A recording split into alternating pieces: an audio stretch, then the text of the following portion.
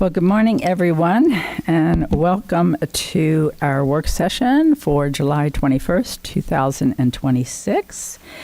We are here for the purpose of discussing policy IJNDC, which is appropriate use of electronic resources, and policy JLIE, which is student automobile use and parking.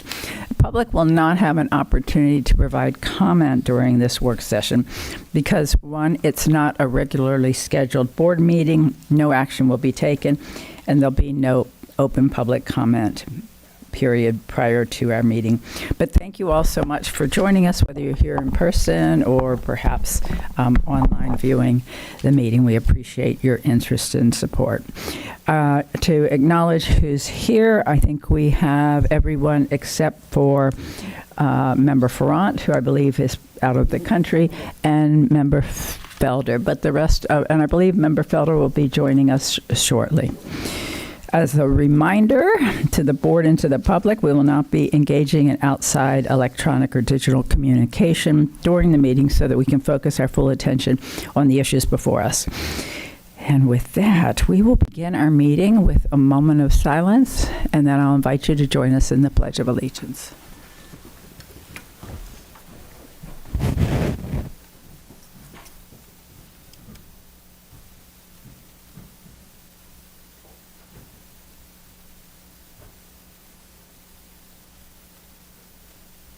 And now for the pledge.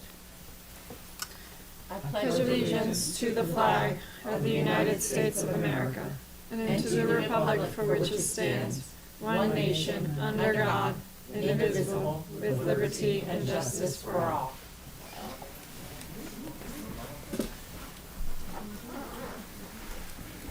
Let the record reflect there was a little closing of the gap. Remember, Felder wasn't here. So her and John couldn't, bookmark or book check. Yes. Yes. Anybody watching, that is in reference to how we say the Pledge of Allegiance. We have kind of a split board on where to pause and where not to. Member Salamanca said a deep disagreement. I'm so sorry. One of the most polarizing issues, yes, on this board, yes, which I say it all the time, but while there are some strong differences of opinion from time to time, I am always so proud of this board for being kind and respectful to each other, even over the Pledge of Allegiance. We all support the Pledge of Allegiance. Don't take this wrong. We just have different places to pause for different lengths of time. So with that, I will turn, Dr. Vasquez will be joining us in just a little while, but in the meantime, Dr. Williams. Good morning, Chair Jacobs and board members. And if you don't mind, Chair Jacobs, this is not to embarrass you, but a phenomenal article in the paper today. Job well done. Oh, well, thank you. I haven't read it yet, as I told Dr. Williams. I saved that till the end of the day, but I didn't write the article. Okay. So if it's a phenomenal article, phenomenal job to Stephen Walker. Thank you for your service. And this morning, our one and only Maurice Dragon, the Chief Information Officer, will present policy IJNDC, appropriate use of electronic resources. Maurice. I love that introduction. The one and only? The one and only. Absolutely. Thank you. So, good morning, Dr. Williams, Chair Jacobs, and members of the school board. Today we will review the updated draft of the appropriate use of electronic resources policy. Before we begin, it is an appropriate time to look back. During my presentation to the school board in December, I mentioned that the policy process usually takes around 6 months. During that time, AI can change completely. A process written too specifically may no longer address the AI tools that are available at the time when the policy is complete. With that in mind, I thought it would be helpful to look at the major changes in consumer-based AI over the last 6 months, changes that were not available when this process began. Many people still think of AI as a superpowered version of your phone's autocomplete that can instantly predict the next likely word based on the patterns it has memorized, delivering a fast, intuitive response when a question is asked. A reasoning or thinking consumer AI model, however, does not work in that way. It pauses before it answers the question asked.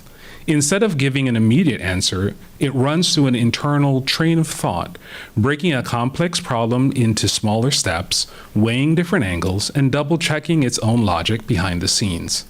On the screen, you can see Microsoft Copilot reasoning through a question related to the different generative AI tools used by other school districts in Florida. As you can see, it is not simply predicting the next word. It is checking sources from both its internal training data and from the internet itself, and comparing the sources to the plan created to answer the question I asked. The description of consumer generative AI tools as just next word prediction machines is no longer accurate. What difference does a thinking model make with the quality of the answers you receive? Consider the following question. I need to wash my car. The car wash is 100 feet away. Should I walk or should I drive? Obviously, you need to drive your car to the car wash, but a standard consumer model may process the answer quickly, the question quickly, latch onto the 100-foot distance, and recommend that you walk. Now enable thinking mode on the same exact model and ask the same question. The extra time for internal reasoning, where the model checks its response against the full intent of the question, produces a completely different and correct answer. With thinking enabled, the model recognizes that the goal is to wash the car, not simply to travel 100 feet, and it correctly advises you to drive. Thinking models have improved the consistency and reliability of consumer generative AI tools, enabling them to interpret questions more thoroughly and deliver relevant answers. This move towards thinking model will have, I believe, 3 clear impacts over the next 6 months. First, thinking models cost more to run for AI companies compared to non-thinking models, but they provide better answers. I suspect AI companies will, behind the scenes, use thinking models to answer complex questions for free users. To make up for the higher costs, they will in turn limit the number of questions free users can ask. Free users of generative AI tools are already seeing some of the impacts of this change today. Where users may have been able to ask 20 to 30 questions a day using a free AI tool, depending on their question's complexity, they now may be able to ask only 7 to 10 questions. This is the second impact of thinking models, less questions for free users. The third impact I suspect will take place from these changes will be on students using AI to complete their work. If these changes continue to take place, students who only have access to free models will no longer be able to do all of their work using AI because they will run out of free access daily. Students with families that can afford to pay for AI, however, will not only continue to have access, but will also have access to better answers from thinking models. We may see reductions in AI use by students without the monetary ability to pay for thinking models, and an increase in untraceable ways by those students that can pay for thinking models. Consumer AI companies are largely removing the option to manually choose between an instant model and a thinking model. Instead, platforms automatically route each question based on the level of reasoning they determine is required to answer a question. Paying subscribers, however, retain full control and can always choose to use the advanced reasoning and thinking models. This leads to a final concerning impact on the perception and understanding of AI overall. Users of free consumer AI tools receive a product that often pales in comparison to the paid version and may miss what AI can actually do, answer correctly, or how it can be usefully applied. Instead, they form an opinion of AI based on what could be stated is the worst version of AI available because they're using the free tier. Since December, we have also seen the introduction of multimodal or omni-consumer models. Unlike earlier models that could only understand text as input, these models can process text, images, audio, and video all at the same time. For this example, I recorded a real video of a plant outside my house. I then uploaded the video to Google's AI and asked it to do two things: label the parts of the plant visible in the video and transform the footage from live action to a cartoon halfway through. The output is equally flexible. It does not have to be text. The AI model can generate video, images, audio, slides, or text depending on what is requested. This is a major change in capability. Consumer AI models can now recognize not just text, but objects in the real world, a level of functionality that was not generally available back in December. The third major consumer change since December is the growing availability of AI agents. Traditional large language models allow a user to type a question and receive an answer. The model searches its training data or the internet and responds. Agents go much further. They can independently search the internet, but they can also take independent action, completing tasks on the web, inside applications, or directly on a person's computer. Here are a few things that agents are capable of today: navigating a person's computer to find, rename, or organize files, or creating new files, evaluating files on a person's computer or their OneDrive or Google Drive, and providing relevant information or answers. Managing other agents. A main agent can orchestrate multiple sub-agents, with each sub-agent assigned a specific task. The main agent can then coordinate the work across all of them. Managing other agents is an area that is quickly accelerating and will likely change AI in the next 6 months. Take, for example, the concern around hallucinations. I recently watched a video where an agent was asked by an author to do a review of their book and pull out 12 meaningful quotes. Once the agent pulled the quotes, the agent's work was sent to another agent to check and ensure that the quotes identified actually existed in the original text. This allowed any hallucination of text to be checked and corrected, with the manager agent sending the items back that were incorrect, and they were redone until all the quotes were accurate. There are some who suspect that a key management skill that may be needed in the future is not only the skill of managing people, but managing business-based agents that work on tasks and processes, and to design the collaboration checkpoints between agents before an output is delivered. This goes well beyond predictive text or image generation. AI agents represent the ability to have AI perform direct work. While video generation using a person's image or likeness debuted just before December, there have been improvements since then. AI can now not only generate a reasonable likeness, but it can also replicate a person's voice using less than 10 seconds of audio or video, or even just a few spoken numbers. The video above was made using Google Flow. Hello, my name is Maurice Dragon. I began my career as a first-grade sheltered instruction teacher.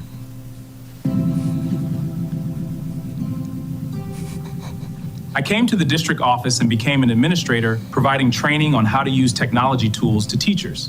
From there, I became director, then senior director of digital learning. I worked to help implement the one-to-one device program. I then became the chief information officer for the district. Video generation length has increased past the average of 8 to 10 seconds, and many consumer AI tools now have the ability to maintain character consistency across multiple generations. Because the characters in each 10-second clips remain the same, creators can piece together a much longer overall video, albeit 10 seconds at a time. Combined with modern video production use of multiple camera angles, the final video can look seamless, as if it was all made at the same time. It's important to recognize that consumer AI tools and AI tools used in schools are not the same. They're designed for entirely different goals in mind. Consumer AI tools are powered by large language models trained to identify and deliver accurate answers. In contrast, educational AI tools are intentionally designed to support a learner's productive struggle and often avoid providing direct answers. A helpful way to understand this distinction is through the analogy of transportation. The word transportation could refer to a bicycle or a car, but each serves different purposes. A bicycle relies on human effort, while a car is powered by an engine and drives forward by the driver pressing the gas. If the goal is exercise, a bicycle is the appropriate choice. a car would not meet that need. Conversely, if the goal is to travel a long distance efficiently, a car is more suitable than a bicycle.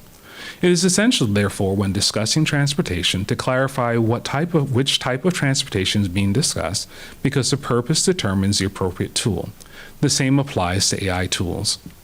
Consumer AI tools are designed to remove the challenges associated with finding an answer, improving efficiency, especially when working with large data sets, conducting broad research, or completing complex tasks. Educational AI tools, however, are built with a different objective: to preserve and forward the process of learning.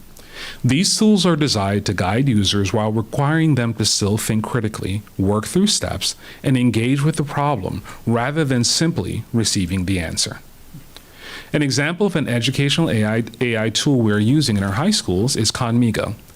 Conmigo combines three key technologies: machine learning, a proven technology that has been used in education for over 20 years; retrieval augmented generation, a system that restricts the language model component of Conmigo to only access information specific to the subject matter, such as math, ensuring accuracy and relevance; and scaffolded Socratic support, tools designed to help students build on and apply their own knowledge to find answers rather than handing them a solution.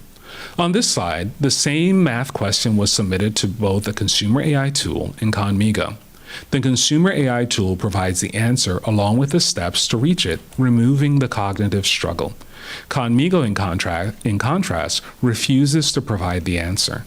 Instead, it leads the student through a Socratic dialogue, helping them to kickstart their own thinking and work towards solving the problem themselves.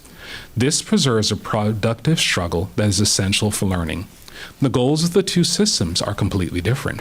Consumer AI tools are tuned to provide the answer. School AI tools such as Conmigo are not tuned to provide the answer, but instead to provide support. This differentiation is critical when evaluating AI tools for education versus those designed for general customers. This slide shows that Conmigo is not simply sending a student's question to a large language model. The question moves through several layers of checks and balances before a response ever reaches the student. First, the student's question, work, or image is normalized so that Conmigo can understand the math content.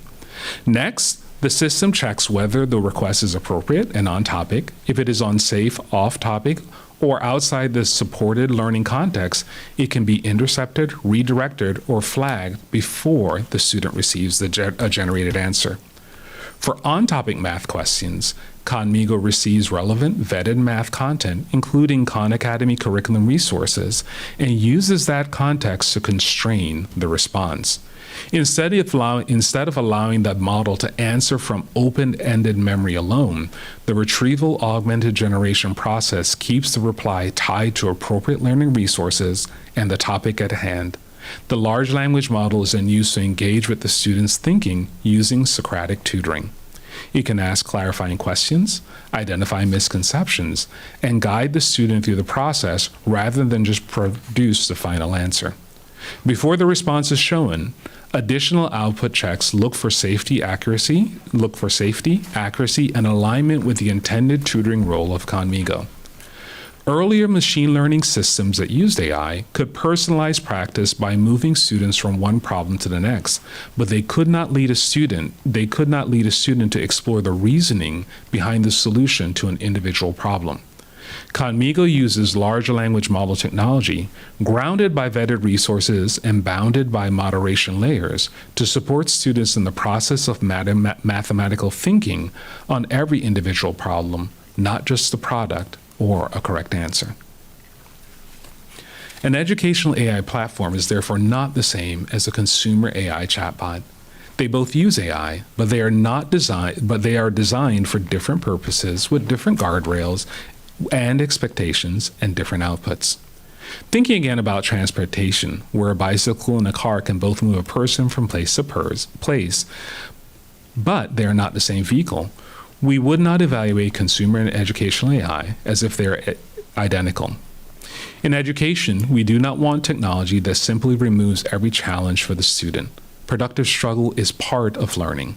The right educational tools should protect that learning process, support the student, asking questions, pointing them towards the next step, and avoid simply giving away the answer. There is one place where the rules of the digital road has significantly changed: online search. Google is no longer just a page of 10 blue links.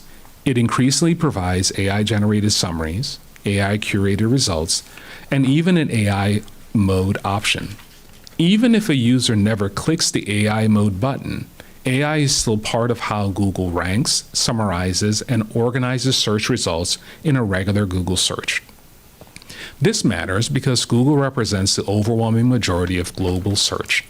So for students and adults, searching and conducting research on the internet today already means interacting with AI in some form. Trying to avoid AI entirely in search is like trying to ride a bicycle through sand. You can try, but you're fighting the default design of the road itself, and you may end up with fewer or lower quality resources. Google AI summaries still include the links back to the original websites. That means that while users may first encounter information through an AI layer, they can still click through and read the original source summary, compare evidence, and evaluate the materials outside the AI summary. After receiving feedback from nearly 8,000 community members, parents, staff, teachers, and students, several clear trends emerged. Across every cohort, there's a group that believes AI should not be used for any reason. There is also a group that believes AI is part of the future and should be used. There's a telling pattern across stakeholder groups. Some community members and parents believe they know how to use AI appropriately, but they do not think teachers or students should use it. Some students believe they know how to use AI to support their studying or fill gaps in their learning, but they do not want teachers using AI to create instructional materials or grade their work. Some teachers believe that they can use AI responsibly to make themselves more efficient, but they are concerned that students will only use AI to cheat. The viewpoints could be boiled down to, I am right in the way that I use AI. Place as little restrictions on my use as possible. Everyone else is wrong in the way they use AI. Put maximum restrictions on their use. This creates a concerning situation where common ground is difficult to find because each group sees the other not only as wrong, but as potentially unaware of how damaging their position is. The net effect is that each group continues using AI in secret or avoids using it altogether, while the underlying challenges that each group is concerned about are not addressed and continue to grow.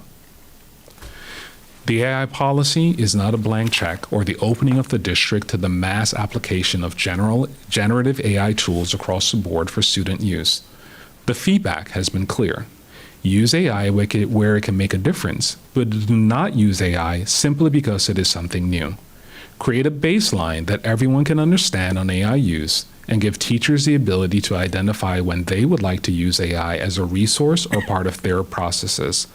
The updates to the AI policy further incorporate stakeholder feedback updates. A review of the existing high-stakes decisions listed in the draft AI policy showed that many were grounded in Florida statutes or Florida administrative code provisions related to education.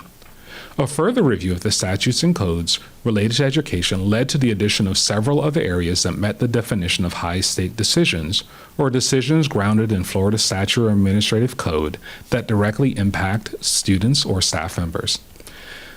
The final approval section has been updated to read, Final approval. All final high-stakes decisions, included but not limited to grading, student eligibility for services, ESE, ESOL 504, disciplinary actions including expulsion, student promotion or retention, graduation eligibility, and personnel evaluation shall be made by staff. Any software used to assist in high-stake decision areas must be customizable beyond vendor defaults. During a previous superintendent's teacher advisory committee meeting, the process of collecting and documenting required to create the initial draft of an IEP plan was identified as a key area of potential impact. Currently, the process requires pulling information from various district systems as well as gathering feedback from school staff. The initial draft requires not only the review of these documents, but also the alignment of the information summarized from the documents to state laws and district policies and procedures. The district is currently exploring a tool that can securely pull the information needed from systems, import staff feedback, and ensure that state laws and district processes are consistently applied and incorporated into our IEP template to create a first draft IEP for initial review. As noted in the policy, we will not use any defaults. We will fine-tune and test the program repeatedly before school staff will use it to ensure that the content in the initial draft consistently meets applicable laws and policies. As the tools associated with AI continue to grow and change to a token-based model, this has caused a renewed review of open source models which may cost less or be free to use and run. Furthermore, as the AI models at the frontiers of AI continue to grow in complexity, models that can produce the same level of work that could be completed by AI models in December of 2025 when we started this process can now completely fit on a computer or phone and run locally without internet access. Apple, for example, this September will release a new version of Siri AI that can run on a phone or iPad. Google has already released their AI Edge Gallery models, AI models that can run completely offline without internet on a phone or computer. Local AI models cannot be detected or monitored, just as we cannot monitor every time a user opens Microsoft Word, since the model runs completely on their device. The Enterprise AI Tools section has been updated to read, staff shall only use district-vetted, secure AI systems that do not use OCPS data to train public models. The use of unvetted, open source, or commercial AI models is explicitly prohibited. The updates in the professional responsibility section reflect feedback from various stakeholders regarding assessment when AI is used. Professional responsibility. Employees are responsible for verifying the accuracy, objectivity, and appropriateness of their own AI-generated content and instructional materials before disseminating it. Educators shall ensure that all AI-generated instructional materials align with state standards and board policies regarding the selection and evaluation of instructional materials. When using district-approved AI platforms to assist with the evaluation of or grading of students, educators must critically review the AI-generated assessment alongside their own direct review of the student's work to ensure fairness and the provision of actionable, personalized feedback rather than solely relying on the AI output. Feedback from students and parents highlighted concerns over the inconsistent application or lack of a baseline policy for AI use.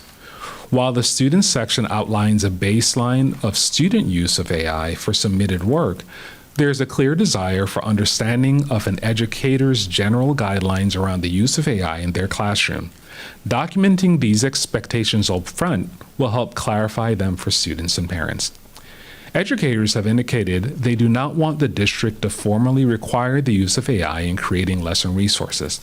However, they want the freedom to choose whether to integrate AI into their lesson creation process or resources based on the educational relevance and the standards they are teaching. The updated policy language in this section reads, AI use. Educators shall provide a general statement on expectations and boundaries regarding AI use in their classroom. Educators may optionally choose to use AI in the lesson plan creation process, but educators are not required to integrate AI. When an educator determines that students may use AI for submitted work, such permission to use AI must be documented by the educator. The updated AI policy has also been revised to reflect the strong feedback from students regarding the use of AI detection tools.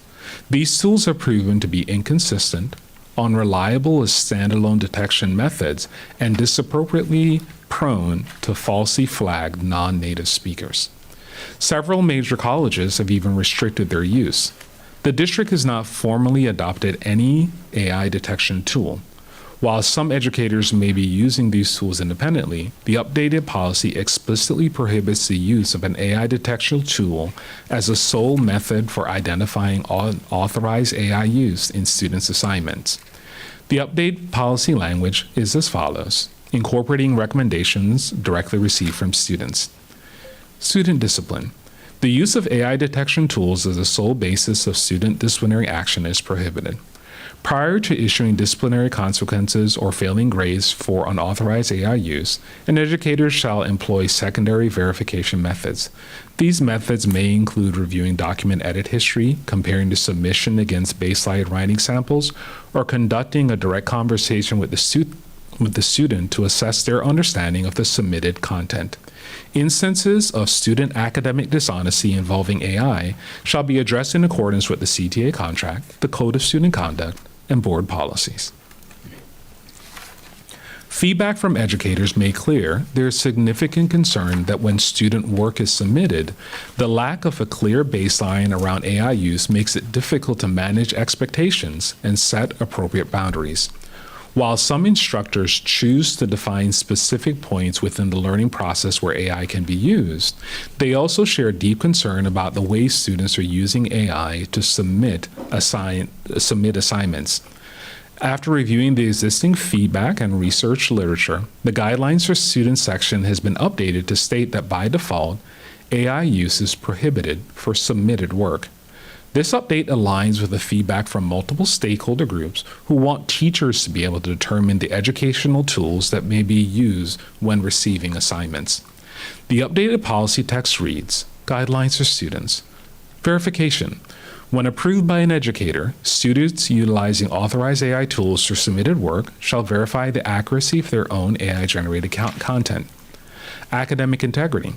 Students are responsible for adhering to the Code of Student Conduct regarding academic honesty and the use of AI to generate submitted work.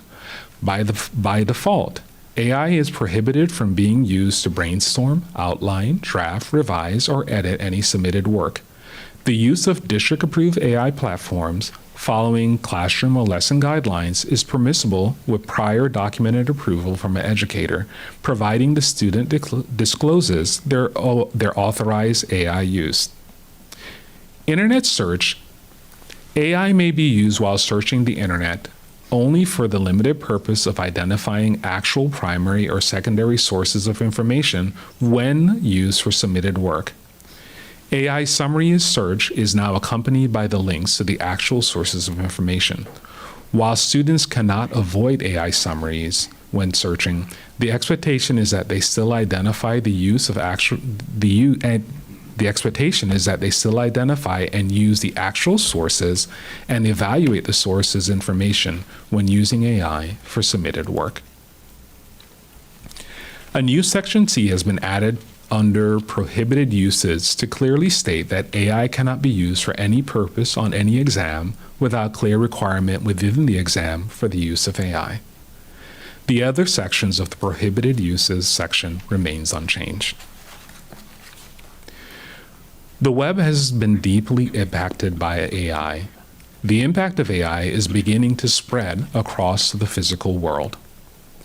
Today, as we discuss the impact of AI in the classroom, our students, and their future, you can step out right outside these doors and through an app on your phone, order a car with no driver that is navigated by AI to pick you up, just as I did a few weeks ago in this video on the slide.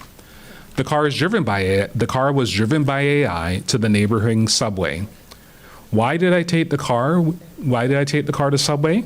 Well, I needed to eat lunch, and I chose Subway because it was far enough for me to enjoy the ride, but close enough for me to get out and walk back if anything went wrong.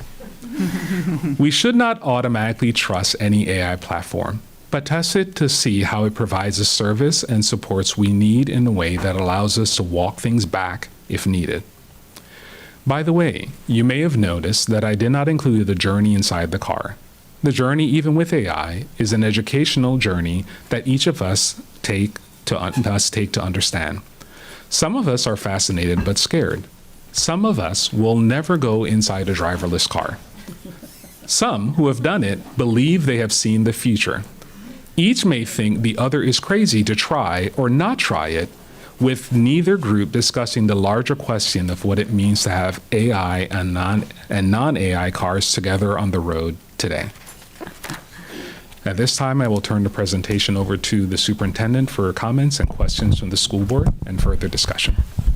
Thank you, Maurice. A couple of comments. So first of all, thank you so much for this presentation. I must say that even when I've seen your presentations a few times, I look forward to them because you have really leveled up presentations for our board. Second, I have to commend the board on the thoughtfulness and patience that you have exhibited as we develop this policy. And it is one that we will revisit every year. And as you can tell from when we started this journey several months ago to now, the changes in the AI tools have been significant.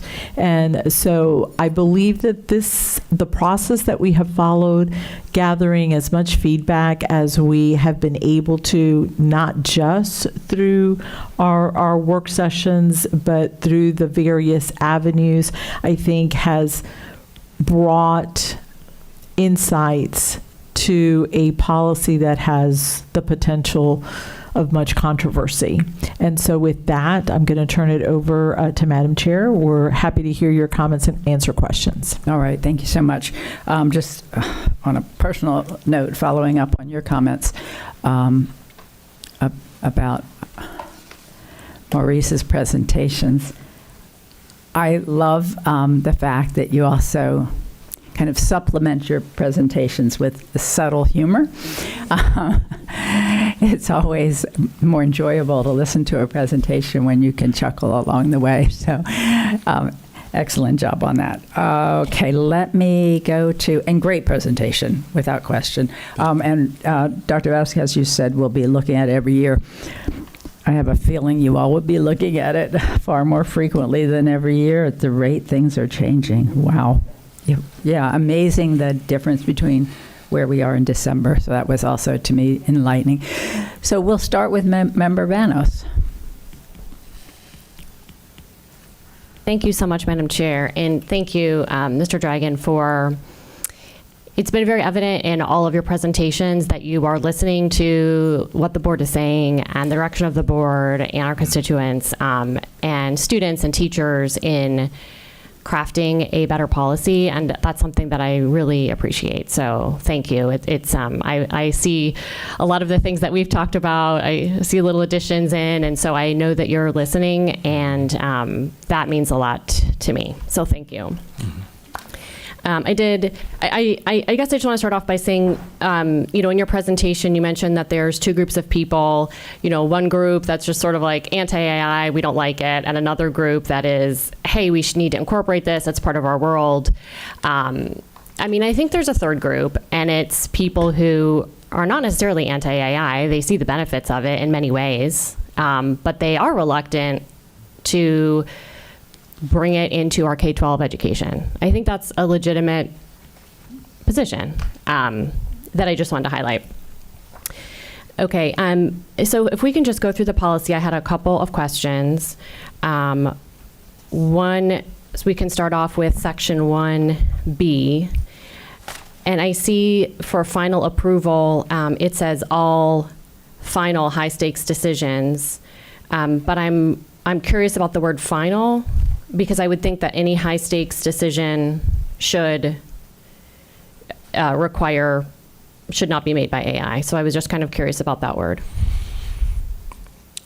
The word final is there to attempt to reflect that while AI may be used at some point in the process, that the decision will not be, when the decision is made, that the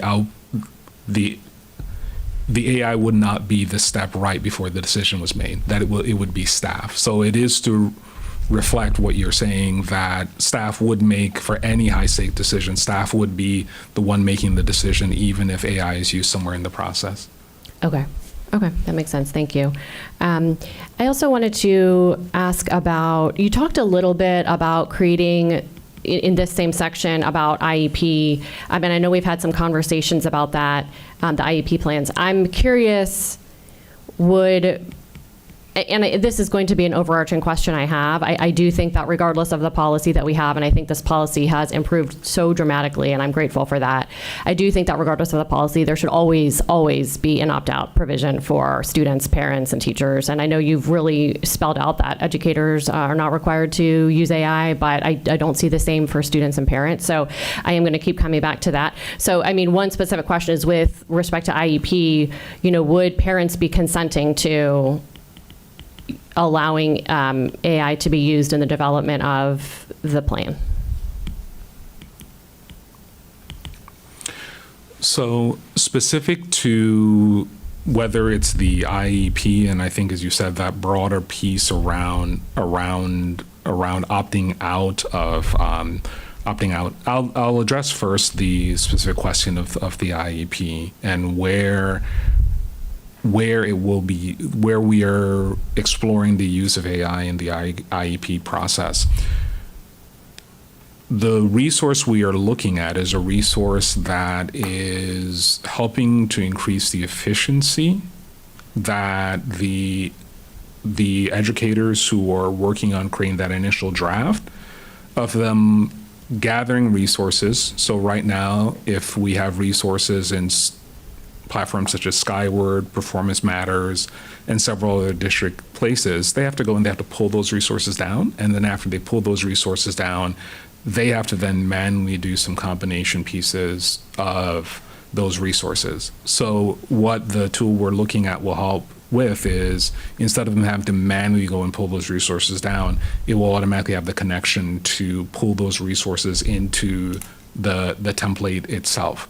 So this is about process improvement, not really about AI making a decision about the student in the writing of the IEP, because it is still the staff member that's making the decision around the student and what is actually in the plan and what is appropriate in the plan for the student.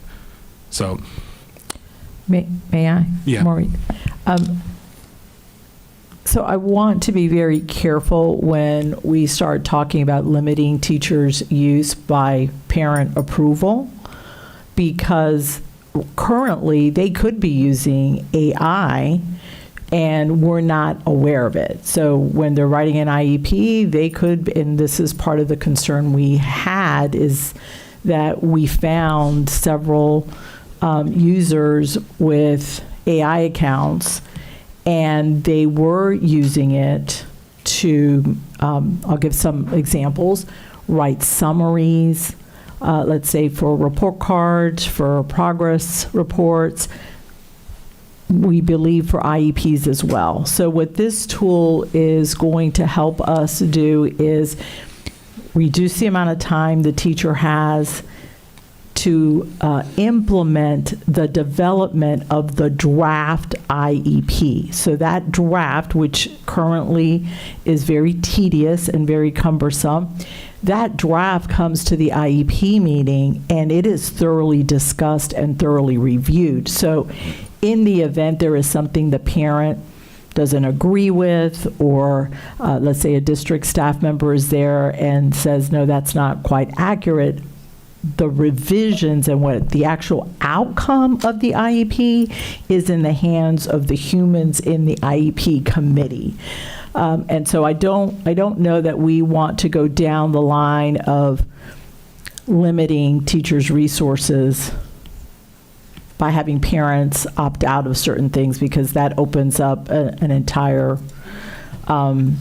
area that, number one, we do not have a way to monitor, and number two, we do give teachers quite a bit of freedom within the contract.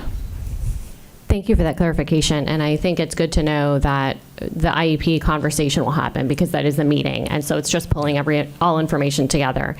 But I think this brings up a broader question of And I guess I am willing to distinguish between what a teacher or educator may use for a workflow process use, thank you, versus an instructional use. So I do, and it sounds like this is very much a process use where conversations will happen after, but I do believe that if a teacher is using AI for an instructional use, I think that should be disclosed. So I don't know if you want to respond, or I can keep going through the policy, but that's just sort of an overall piece that I have. So again, I think we're venturing into an area that we cannot monitor. I know many of us sitting here, our teachers use AI to respond to emails. And so having to disclose every time you use AI, number one, would be cumbersome, adding additional burdens to our teachers. And number two, we don't have a way of monitoring the use of every AI tool. Understand that. Let me clarify. Let me see if I can make it a little bit narrower. If AI is used in a platform, a program, something like that. So I'm not saying you're using it for an email, you're using it to draft this, you're using it for this. But if your child, let's say you have a student in second grade that uses Amira, and Amira incorporates AI. I think that should be disclosed to a parent, because their child is interacting with that program. And we can do that. The fact is that every tool, not every tool, but the vast majority of the intervention tools we've been using for several years has had AI. iReady, all of them. In fact, I would venture to say that even our state testing platform has AI. And so we could work towards the disclosure and explanation. I think what we have to be careful of is that, let's say they opt out let's say they want to opt out of the state testing because it has AI. There's only certain reasons you can opt out. And so again, we're creating more burdens, and in some cases, the rationale for why they may be opting out may be unclear. And for us to then be able to also generate the tools that are being used, although we have narrowed the scope of the number of resources that are being used, there are teachers that are using other tools and resources that we may not know of. And so I caution us to make a commitment to something that we are not able to fully monitor and adhere to. If we're saying district-approved resources, that is something that we have more control over. But a blanket statement that says teachers have to inform, or administrators have to inform parents if a tool is being used that has AI, we cannot guarantee that that will always happen. Okay, but a teacher can only use a district-approved resource, right? No, they sometimes are able to use other resources that are not district approved, and so we sometimes will find out about that. Okay. They get a free trial. Maybe one of the vendors that we work with has another product that we have not approved. Got it. But it's complex, and I do commend our IT department and our CAO who have worked collaboratively and with our deputy superintendent, because we find out somebody is using a tool and we're like, well, that's not a district approved tool, and then we have to explain why we don't use it. Many times then we will evaluate it to see if it is something that aligns and it's not repetitive of what we already have. But it's becoming more and more difficult to monitor the tools that the teachers are using. And when you add AI, I would venture to say that you're just going to see almost every tool that has an AI feature. Okay. I guess I would just, and we can continue, I guess I would just say maybe the way to phrase it is if it's a district approved vetted tool, just having a disclosure that this utilizes AI. that may be easier to, if it's instructional, like a software platform, if it's district approved. Okay. For section 2B, when it says that staff shall only use district vetted secure AI systems that do not use OCPS data to train public models, does OCPS data train the vetted models? OCPS data does not train the vetted models. Okay. Okay. And is that information, like, though, retained by the model or company? There are some companies that will have, basically in AI terms, I guess you would call it memory. There are some that will have memory enabled, not all. And even for those that have memory enabled, it is a piece that, just as with, I would basically say, all of the other platforms we work with, if we were to terminate our relationship with that company, anything that is related to OCPS would be removed. Okay. Thank you. Okay, I'm sorry, for section 3, 3A, question, will the district be purchasing, and actually this is a good question, is AI, like these, I'm assuming these platforms cost money, right? Some of them cost money. What you're finding, and the reason why it's a two-part answer, and why I said some of them, is that you're seeing two models that are coming to fruition right now. So you have established tools that you are paying for that are then incorporating AI ability into the tools. Mm-hmm. And then you may have some tools that are coming that may be an AI first tool that may have a baseline component that incorporates AI, but then for more advanced features, they'll have you pay for it. So that's why I say some of them do. But the core resources that we are looking at and that we've been using, for example, Conmigo, I believe there's a grant through the state that we're using for Conmigo.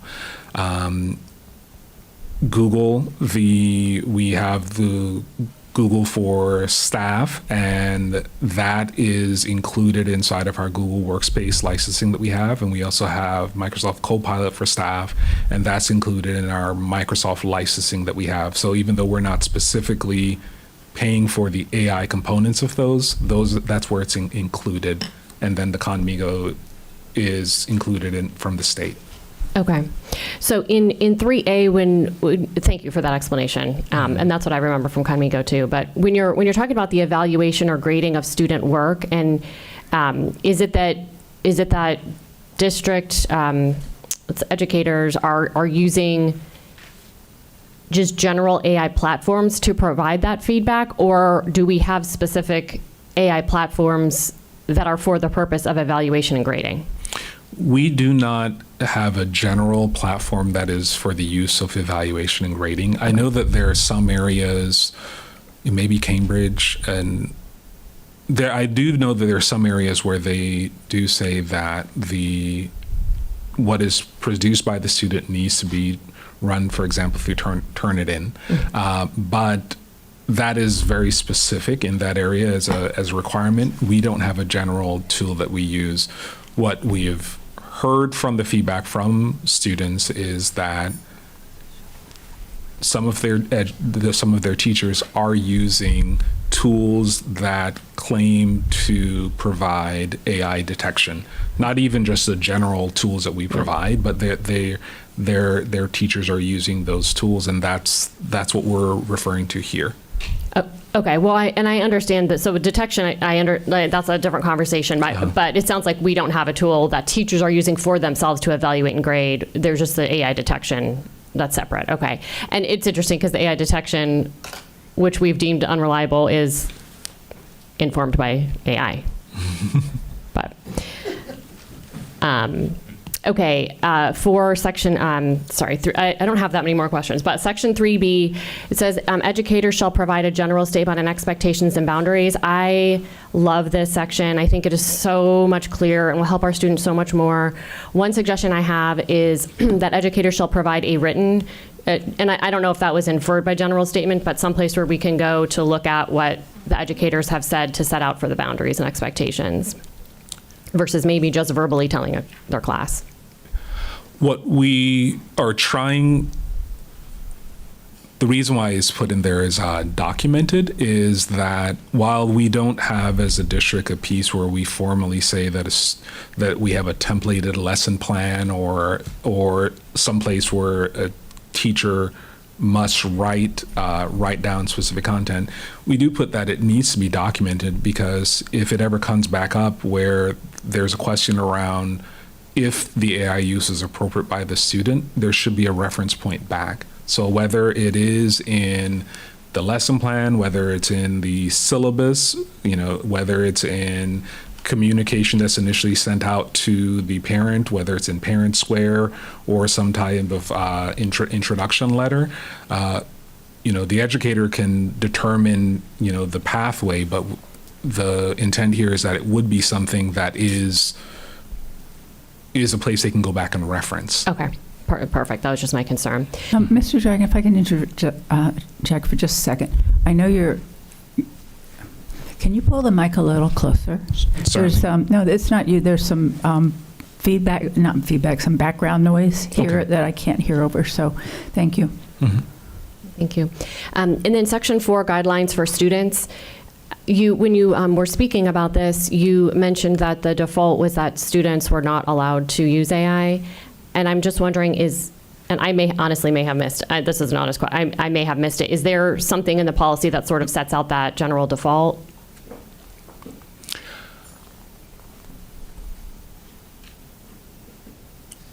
So that in section B, that's what we were attempting to say in that second sentence, that by default AI is prohibited from being used. Is that what you're referring to? So it's by default, it's prohibited just for those enumerated instances? That's the default? Or is it by default, it's prohibited from being used at all in school? What we were trying to identify based upon the feedback, the last time I was here, we had a discussion around getting feedback from teachers, and I shared that feedback earlier with the board, so I didn't want to, via email, so I didn't want to bring that through here. But when I read through the feedback from teachers, a lot of what was being shared in that review is really around when teachers were trying to assess what a student actually learned and what they actually knew. And it was at that point where educators were sharing back that it was really important for them to have that ability to set some guidelines as to where they wanted AI used inside of that process of understanding a student's understanding. There was not as much feedback, and in fact, on the other side, students shared feedback around using AI if they were going to study, if they were going to do other things outside of assignments specifically given by the teacher. So that's why this focuses on the submitted assignments piece. I think, to be frank also, this is the place that there can be some verification step inside of things, whereas if we're talking about other areas that a student may use assignment, if they are going to make themselves flashcards for studying, if they're going to make themselves a guide that they're going to use to help them understand what's being shared, there's no way that we would actually know or be able to monitor that. I mean, that makes sense, and that's less of a concern of mine anyway, but I guess I'm just trying to square, let's just say someone like turns in a math assignment that they just run through AI. I feel like it might not be covered in these specific, like this seems like it's very focused on the writing subjects. But I don't know, maybe if I'm the only one reading it that way, then that's just me. So just curious, I guess, what other board members think. But do you understand what I'm saying? I do. The intent here is not just writing, though. Okay. It's submitted work. Any submitted work. Any submitted work. Okay. Yeah. Great. Thank you. If I can interrupt for just a minute, because you mentioned what other board thinks. So I think it would be helpful at this time to hear from some other board members, and then we'll come back. And also, I think it might be beneficial, because I understand exactly what you're saying, and I often find that more at the county than here, that how you write things is so important. And I would be in the situation where I'm like questioning whether we got the point across clearly. So I think it would be beneficial and for all of us to make sure that we have that opportunity. I know superintendent works very hard at that, to make sure we have the opportunity before we come to sit down. In this case, it would be with Mr. Dragon, and go through all of that, so that we can come here and be more productive with our time, if that makes sense. So we will come back to you. We used to have a time limit, and we can discuss that. But if we can come back to you, keep your questions and your comments, and maybe some of it will be addressed by the other board members. So let's move on temporarily to Member Byrd.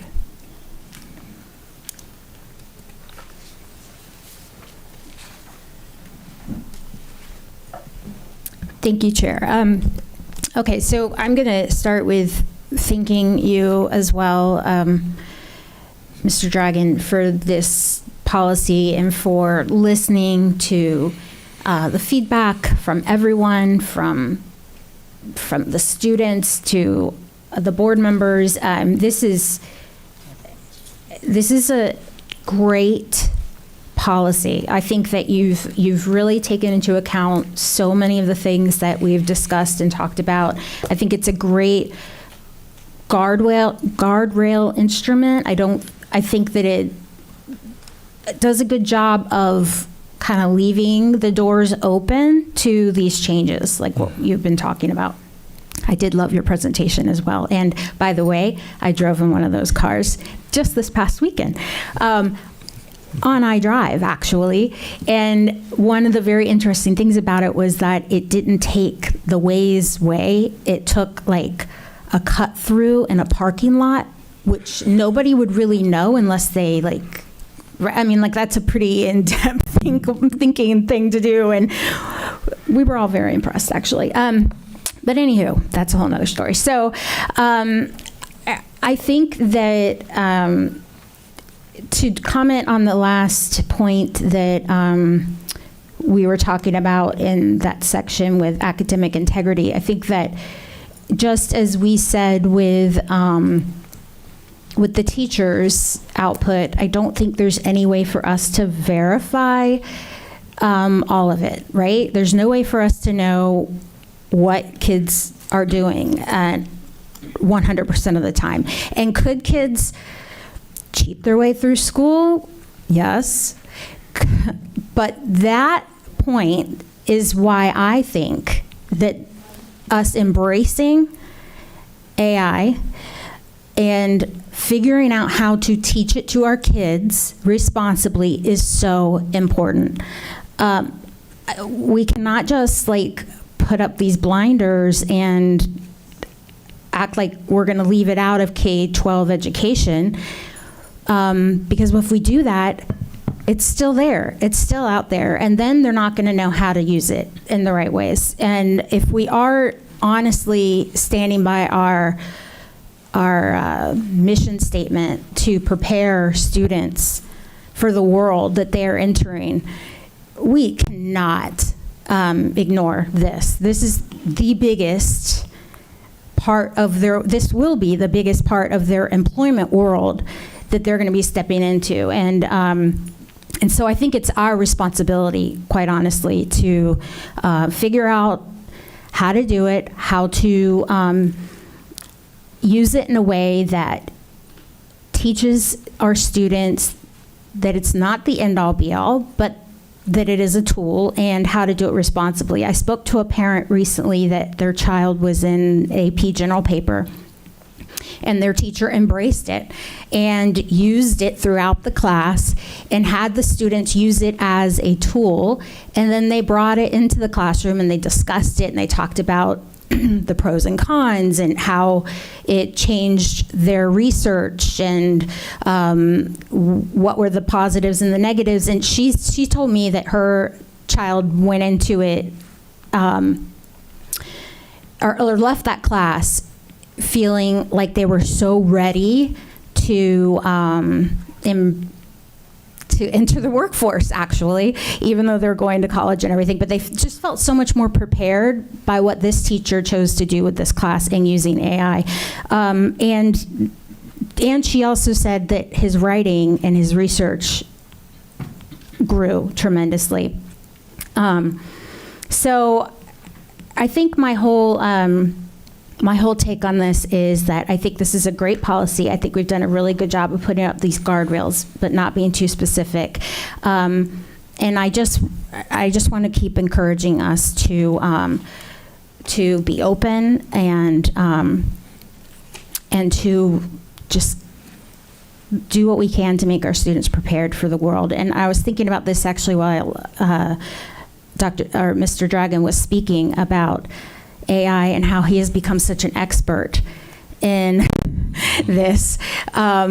It's actually mind-blowing when you talk to him about how much he has learned in this area. And I was thinking probably 5 years ago when he, was working in this area of, information, when we were talking, really, it was mostly all about security. It's still all about security, but he never probably thought he would become this AI expert. But this just goes to show you, though, that was just a few years ago.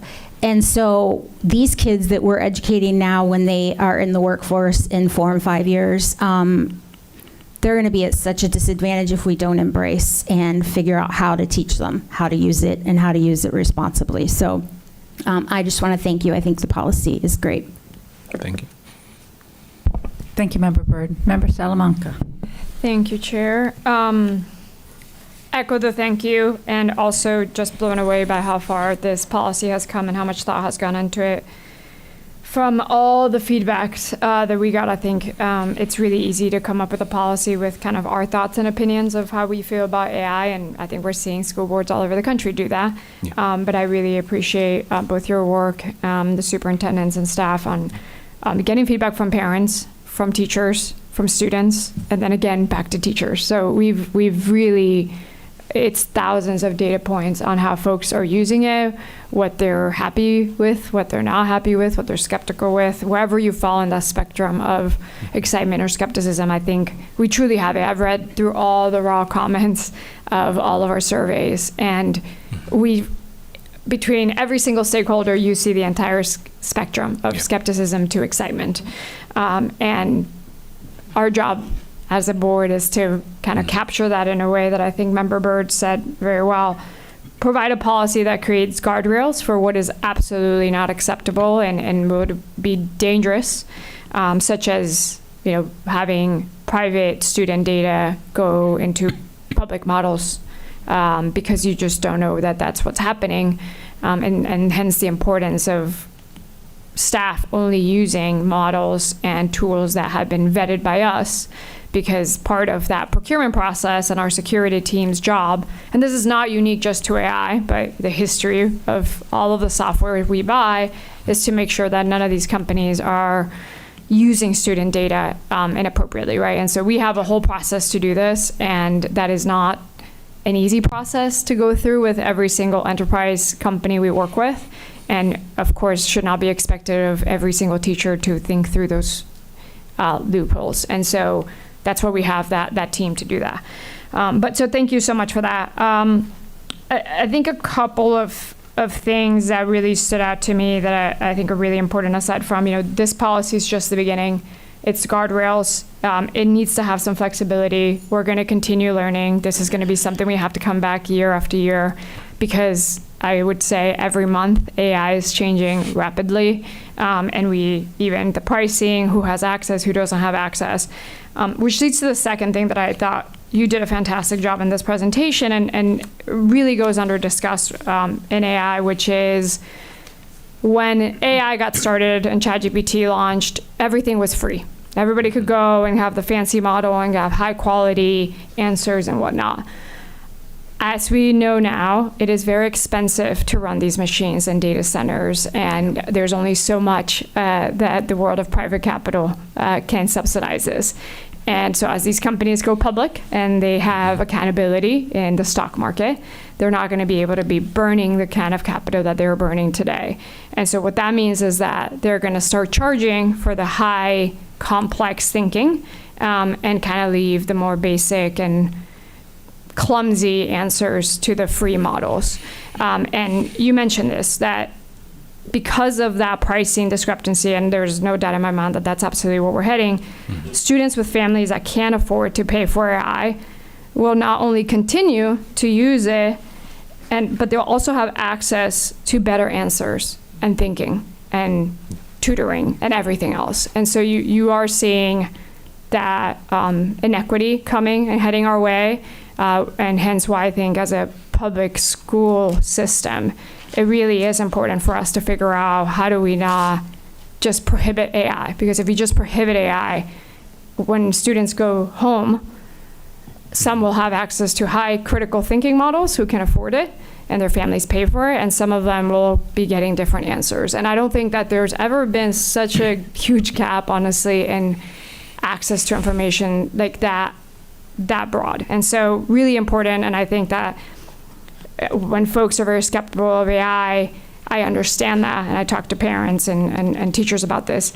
But our role as a public school system is to think about the long-term implications of our students and the equity of our families and what's best for our community as well. And so thank you for bringing that point up, and I think it's really important for folks to know, because it's hard.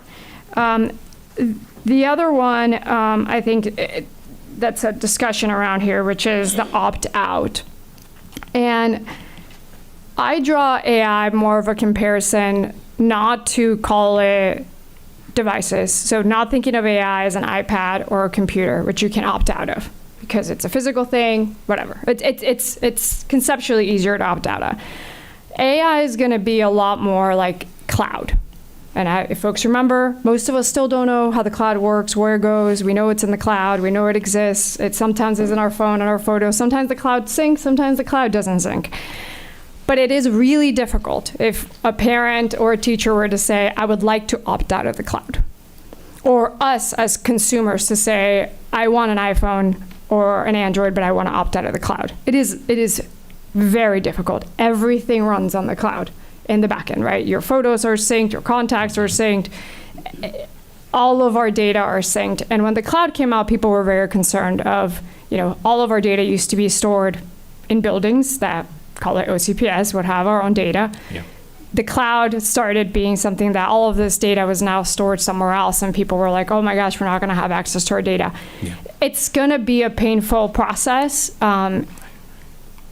And if you think about AI as like the pipes of the infrastructure, there are applications such as Camingo and anything that you can chat with. Think of those as the faucet. You can turn off and say, I'm not going to choose to talk to this chatbot, or I'm not going to have my kid interact with this chatbot.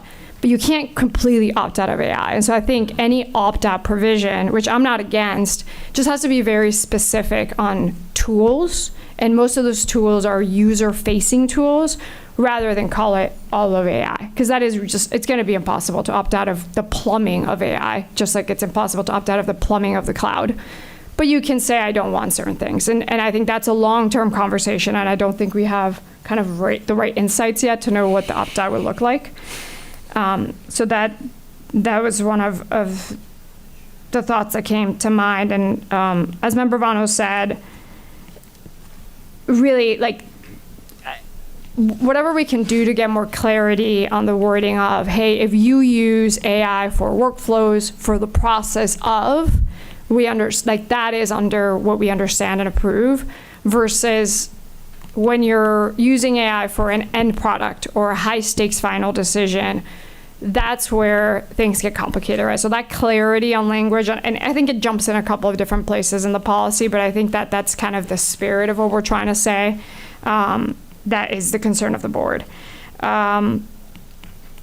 Okay, so on the actual policy, so let's see, I only have like 2 of these. So on 2B, and this was, I think that's the key part on the district vetted, and I don't know if we just have to be very explicit on this.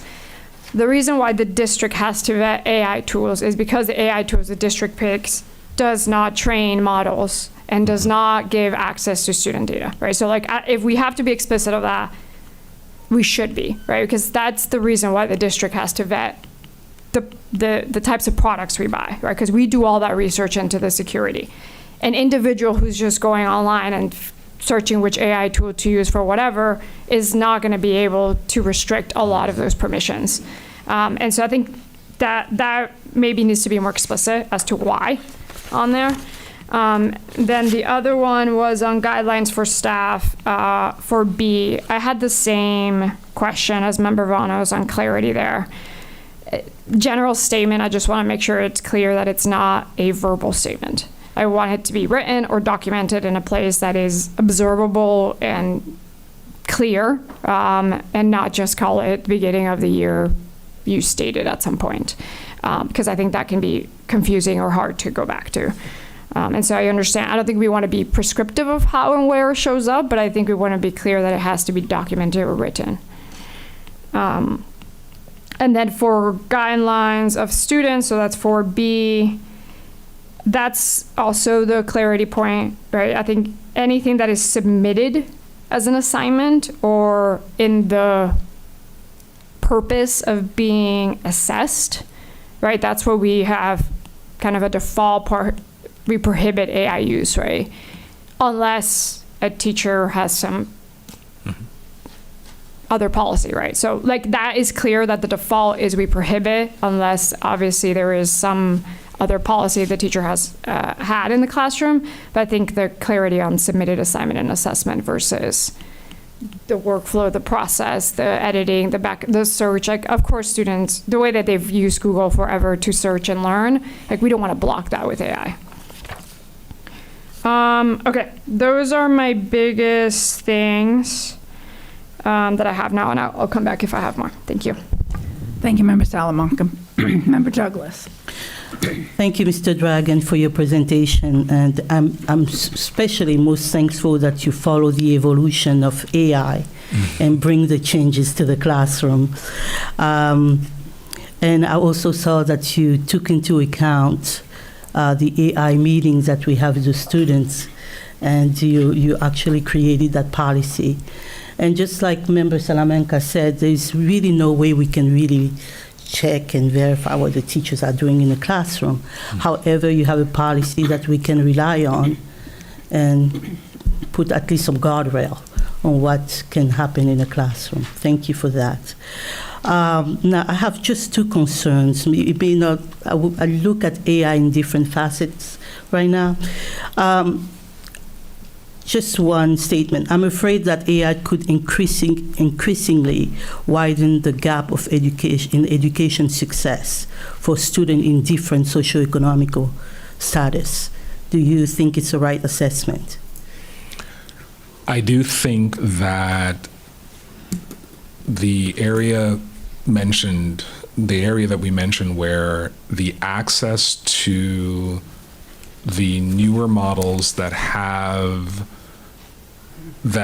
better reasoning capabilities trending towards becoming gated by the ability to pay will widen the gap for students who cannot pay, and therefore they will not have access to the same type or quality of information. So yeah. I do have that concern. Yes, and that's one of my biggest concerns as well. Because as public school, we want to make sure that all our students have access to the same education and same opportunities. My second concern is AI has already eliminated many jobs in the workforce, many jobs. So how can we navigate the AI's rise with the future of our students? Because our mission is also to prepare and to empower our students. How do we empower our students to prepare for the future of the workforce? I know that we are, for example, I believe the superintendent mentioned that we were looking at an AI high school, which I think is going to be a great opportunity for us to laser focus in on at that high school level on what are the ways that AI can truly prepare our students for the workforce setting. And I think it'll give us a chance to do that in a pathway that has that defined and has metrics around it that we can fully outline and then test. I think that larger discussion of the curricular impact, I know is an area that the curriculum team is going to deeply invest time in looking at overall. So I'm not going to try to answer for them That's okay. in that area, but I do know that based upon the initiatives that we have going on, that the answers to those questions are things that are being actively discussed. Okay. And you talked about CanMigo. Is that the official tool that we use on OCPS? Is there any other tools that? So the tools that students have access to today, and I'll say it this way because I know that we have a memo that's coming out for staff, and that we'll also publicly also have where there are tools. As far as tools that students have access to, that I would say that have a curricular connection, the first one would be CanMigo. And then the other two tools that I would name are, the first one in 6th through 12th grade is Adobe Firefly, which is a gated image generation tool. And then in 6th through 12th grade, there is Google Notebook LM, which is also a gated, it's a gated tool that allows you to input resources and then from those resources build additional things such as guides, flashcards, slides, or other things to help you learn that material better. But those are the three core tools that we have. I'll just be very transparent. I don't know if with the curricular resources that we have, how many of them have a component that incorporates AI somewhere in them. But outside of the core curricular resources, those are the three tools as far as student access. Thank you. Thank you so much. Thank you for your work. Thank you, Member Douglas. Member Gallo. Thank you, Madam Chair. And thank you for this great presentation. I agree with my fellow board members that I believe that it really encompasses the views of our students, the views of our teachers, and is a very comprehensive policy. One that will probably be changing in 3 months, because at the rate of AI technology and the rate that is just, it's exploding. With everything that's happened. So I like this policy. I think that it does a really good job to protect student data, which is my number one concern, is how, as a district, do we maintain that data privacy for our students? I still think that if we got rid of digital devices in elementary and middle school, then we could stop some of the AI use, because kids tend to figure out how to get through our filters and get through the guardrails we put in place on our digital devices. And so that will always be a concern of mine. But I also, at the same time, recognize that the future of the workforce will include AI literacy. And some of the latest numbers that I saw show that like 60% of the future workforce will require that students are AI literate, and that employers will actually pick somebody who is AI literate over somebody with more experience in that field if they know how to use it effectively. And responsibly, with integrity. And so I do think it is incumbent upon us as a K through 12 institution to ensure that we are teaching AI literacy, especially at the high school level, because they will be utilizing it if they choose to go into college, the workforce, or even the military. No matter what career path that they take, it will include some form of AI literacy, unlike some of the other subjects that we teach, because I don't think I've used geometry since I've graduated. Wasn't good at it, didn't like it. I don't think I've used it. I think kids will be forced to use AI. I know that I use it a lot for research, so I don't have a problem. I agree with, I think it was Member Salamanca, that we want to make sure that the students who use AI, kind of like they used Google just to do research to gather information, as long as they're taking that information and then incorporating it with their own thought process, their own critical thinking, their own ideas, I don't have a problem with that. My biggest issue with AI has always been that it's a good use as a production tool. It's a very good use for our teachers to use as a production tool. And I think that they should use it to lessen their workload and lessen their burden. I don't look at it AI any differently than I do CPOMs or some of the other mechanisms that teachers have to use to create lesson plans or to create supplemental materials that they've always been allowed to use. I think this just makes it easier for them to find the information and do it, and I think this policy does a really good job of ensuring that they are also using critical thinking skills when they look over the supplemental material before it gets passed out to the students, and I have confidence that our teachers will do that. I know a lot of teachers, as Dr. Vasquez mentioned, used it to help with their emails, especially when they're in a situation that they want to maybe make sure that their tone is pleasant. And so they will use AI to help craft an email just to ensure that their tone will be perceived as they mean it, and not as might be perceived.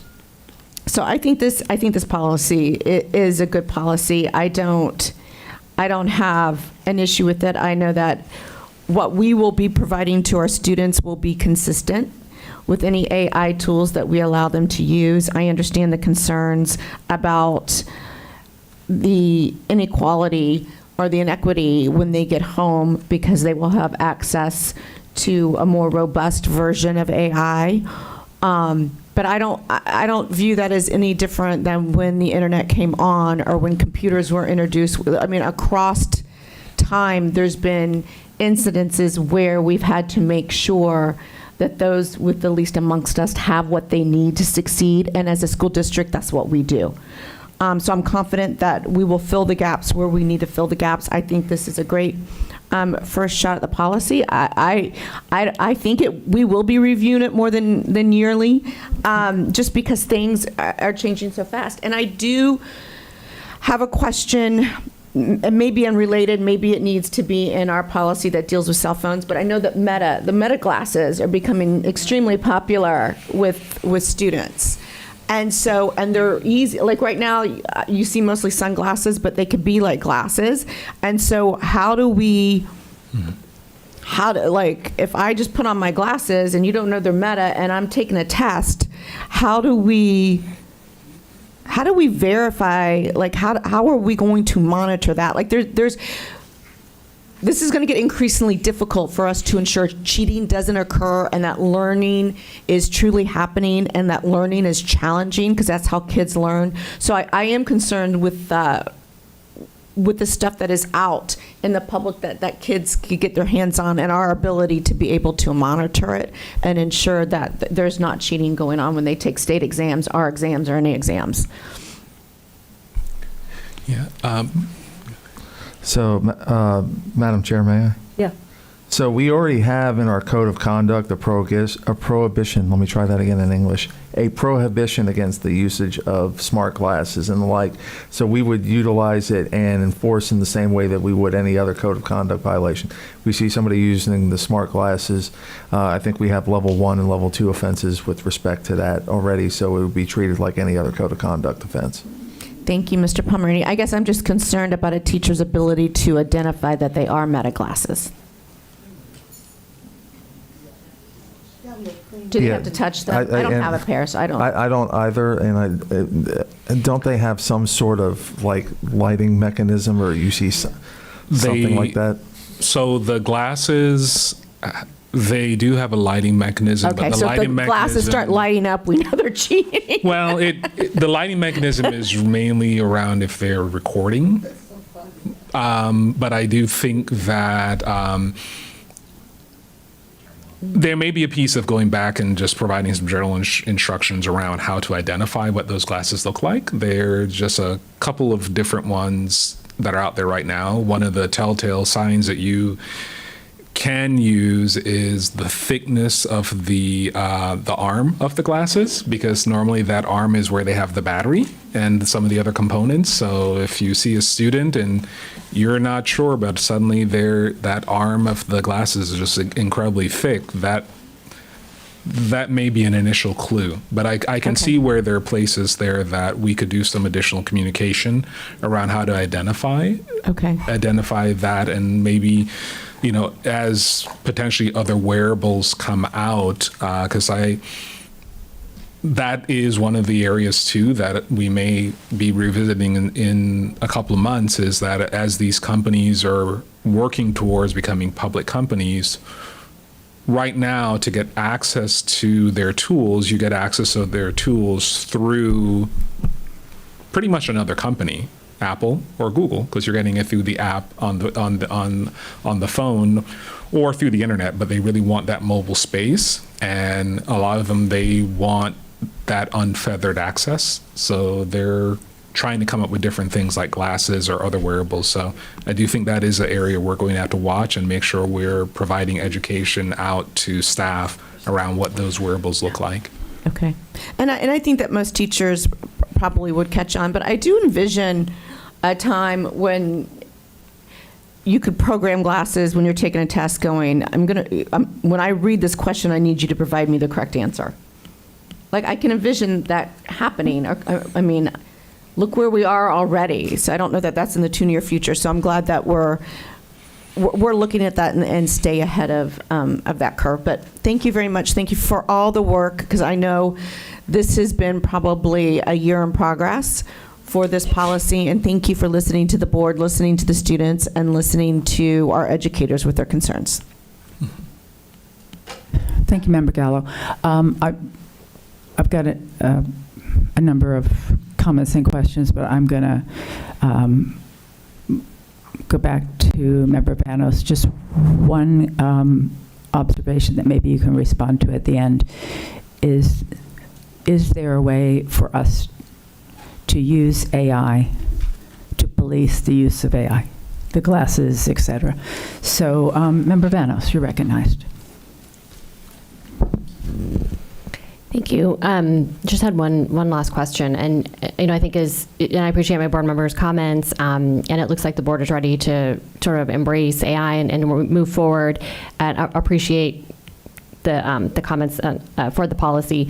My question is, when we first started the conversation, we talked a lot about the need to have AI literacy, and that's one thing I actually don't see in the policy is we recognize AI. I mean, as it's been highlighted by Member Salamanca and by you, it's a money-making enterprise. It's dependent on screens. It's still developing, so any use is really experimental. And I think it's important for our students to understand AI. So I was just curious if we have any plans for a standalone education kind of AI literacy class.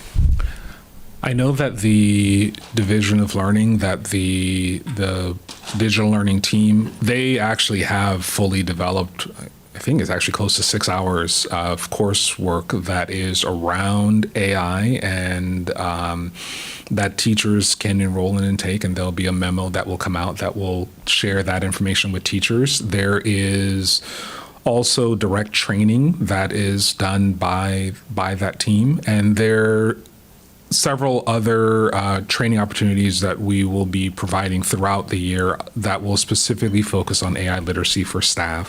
When it comes to AI literacy for students, as part of the back to school digital, overall digital literacy content that is provided, the curriculum team is also focused in on making sure that in an appropriate way at each grade level, that there is also content around the appropriate use of AI in general for students. Not content that's, encouraging saying use it, but as a general introduction around it. And I do know this is an area that also, pending board approval of the policy, that there will be, accelerated discussions, especially with the curricular team, on what does AI use look like when we're talking about AI use in the curricular areas, and what should be some of the guidelines provided to both students and to staff on AI use in any of the curricular areas that we have. Okay, so for the student part of it, did you say they would receive that at the beginning of the school year? Yeah, there's digital citizenship courses that students have, and it's provided to all of the grade levels, and I do think it's written in even into the CRMs, and so there will be resources that are available that teachers can use to help their students get a better understanding of AI. Thank you. Member Felder. Thank you.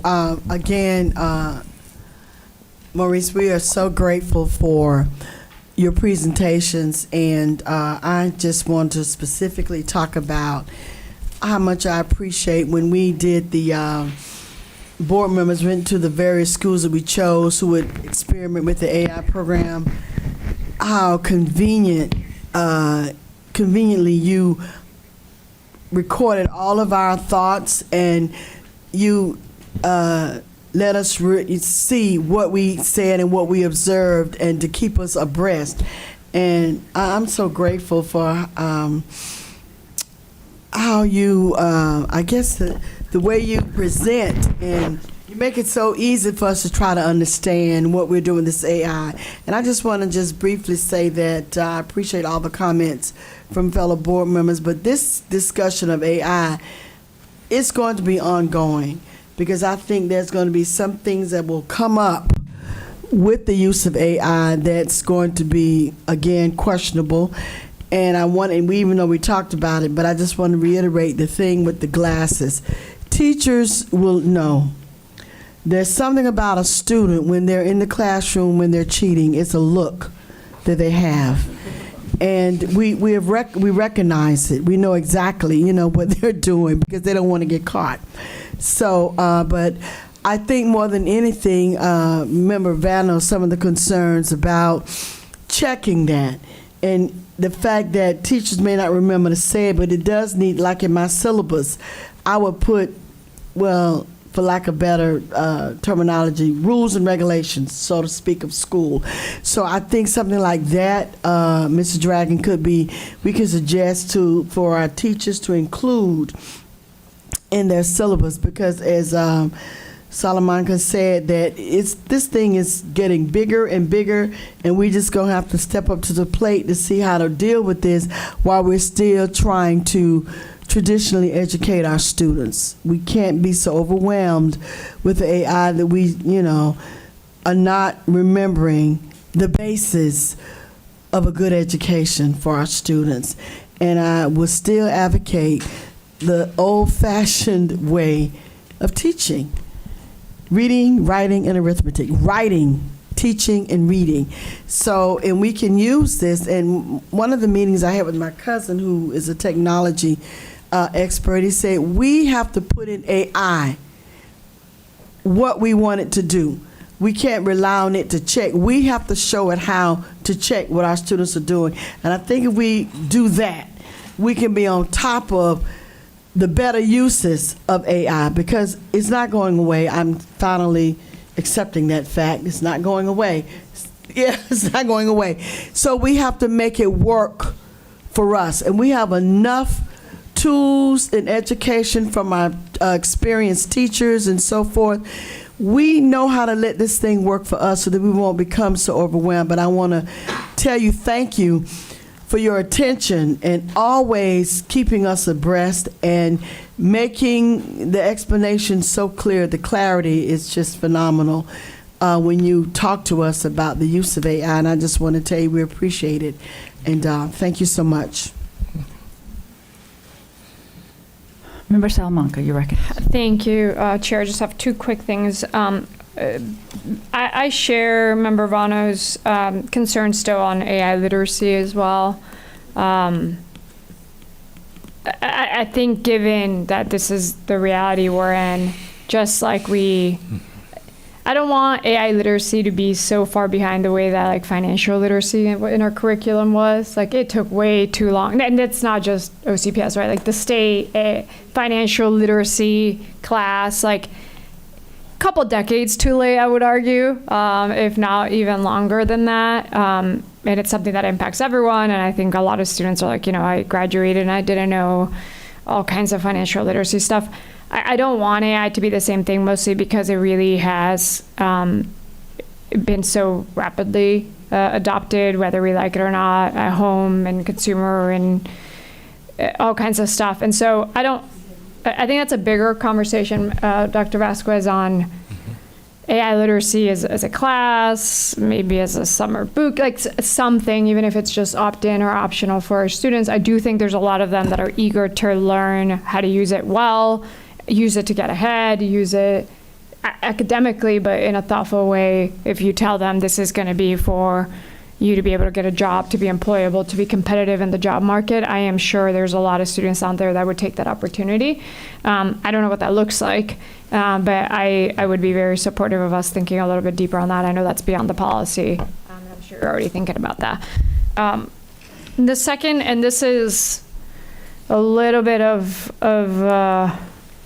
new topic, Maurice, that I thought about recently because it's actually showing up a lot. I just got back from San Francisco this morning, took a red eye last night. So wearables, like personal AI note takers that are wearables.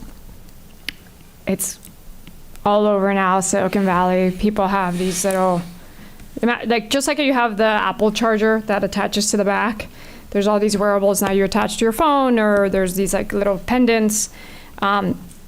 They don't record, but they transcribe everything. It's an AI note taker. And people take it everywhere because every meeting they go to, every call they're in, anything they do, at the end of the day, this thing summarizes what you promised you were going to do, your action items, summaries of your conversations and meetings. So in a professional setting, incredibly helpful. I don't imagine students will be far behind on AI note takers. There's already a lot of kind of software AI note takers. Mm-hmm. Do we have a stance yet on them or point of view? Not yet. Is that something we want to? May I, Madam Chair? So my recommendation is that we will take a look at that again. There's something new that comes out almost weekly. Yeah. I don't recommend that we add anything more to the policy. We can certainly bring back the policy at the end of the first semester and evaluate. We can gather feedback again from students, from teachers to see if there's been any changes or any obstacles they've run into as we've implemented this new policy. That'll give us some time to actually reach out to some of the districts. See what's going on. Yeah. Especially out west where it's more, they're ahead of us in that implementation, and then we can come back to the board with recommendations on that. Yeah, helpful. Yeah, I don't think it's urgent. Our code of conduct does capture all, it's got I forgot what the terminology is, but it does cover devices, And so we can also take a look at that. Yeah, and I think maybe it might be more on the code of conduct conversation for next year as well, because it's, I know we have like, you can't record, all that stuff, like that is clear. This is not quite recording, and so I think it falls in this gray line of transcribing, but I'm happy to punt it, and I think we could do some more thinking on that, but I think we'll encounter it at some point, or a student has a AI note taker, and a teacher has a point of view on that, and I don't really know how we decide that quite yet. So just for us to think about. All right, thank you. Dr. Vasquez, when are we trying to get this to the board for? So this policy and the next one are slated to be on the July board meeting next week. Do I have everybody's attention? Let me make sure I have everybody's attention. So it's on the agenda for next week. Correct, because our intent was to have these in place before the start of the school year. If the board wants us to, pause and then bring back give us another round of conversations, my professional opinion is that whatever we bring back to you, you will have additional comments. And so my recommendation is we can make some of the tweaks that you mentioned, especially around the clarity, making sure that they understand it's prohibited unless the teacher has given written authorization that it can be used. And that'll give us an opportunity to make sure our teachers understand during pre-planning what that impact will be and what they need to do. As far as time, if you will allow me, we do have the micro-mobility policy, which I am hoping we can move through much quicker. We have a closed session that needs to happen that's scheduled for 11 o'clock. I know you won't get through the micromobility policy in 7 minutes, but I'm hopeful you might be able to get through it in 30. And then, that we have another presentation afterwards. So we have a pretty packed day for you. So I just ask that we get consensus on what we're going to do with this policy. If you want us to hold, we can. My preference is that we move forward. All right, thank you. Yeah, my question was going to be, I wanted to make sure that the majority of the board felt like moving forward with this was not going to be harmful. Yes, we can come back and make changes, but if there was anything that there was serious concern that we were enabling that we wouldn't have without the policy, then I think we need to put a halt on it. But I don't think that's where we are unless I hear otherwise. Okay. I am very, very concerned about the time, and I don't see how we're going to get through them. Maybe I'm wrong, but the micro-mobility, we can try? All right, we'll give it a try. Okay, let's just give it a try. How long is the presentation itself? Oh, okay. It's Mr. Palmerini. We all know he can be very lengthy, but I have explained that. Well, he's talking, not writing. Yeah, Oh, I just couldn't help it. But I love your short version. You know that. I'm just kidding with you. Mr. Dragon, thank you so much. Excellent job. All right, John, he knows I'm kidding. What I love about his writing is he gives the long version for people. I'm being one of them that likes to read it, and he gives the summary for those of us who are sometimes in a real hurry. Thank you for that. You're recognized, Mr. Palmerini. Thank you, Madam Chair, members of the board. Just wanted to give a brief overview of how we've gotten here and what we've done. So we had an initial work session on this policy on July 7th, and the board had extensive discussion on it. And what came out of it was the consensus of the board that we would prohibit the usage of micromobility devices by elementary, middle schoolers, and those high schoolers who do not yet have a driver's license. And then we would regulate for those high schoolers who do in fact have a driver's license. For those who watched the video, it was at 1 hour and 36 to 1 hour and 38 minutes when we came up with that consensus last time. So what I did was circulated a draft policy incorporating these revisions. to the board last Tuesday, July 14th. I'm going to apologize in advance. We had the old version of the policy initially on BoardDocs. The new version of the policy is in fact there. I apologize for the confusion that on our end, and that will not happen again. But the policy that I sent you on July 14th and what is now currently on BoardDocs is reflective of the board's desire on this. So just going through this very briefly, Orange County Public Schools, of course, it's a defined term, so we just did it as a defined term here. In Section A, we took out all duly licensed operators may be permitted to have a motor scooter or other vehicle of this type as defined. We have... Mr. Palmerini? Yes? I'm sorry, the monitor's not working. I'm Oh. looking at my, This is the wrong one. oh, this is the wrong one. Okay. He's about to show us. That's Okay, really yeah. important. We just have a blue screen. Sorry. That's okay. We don't have the right policy, and we don't have a screen. Other than that, we're good. There's nothing with the screen.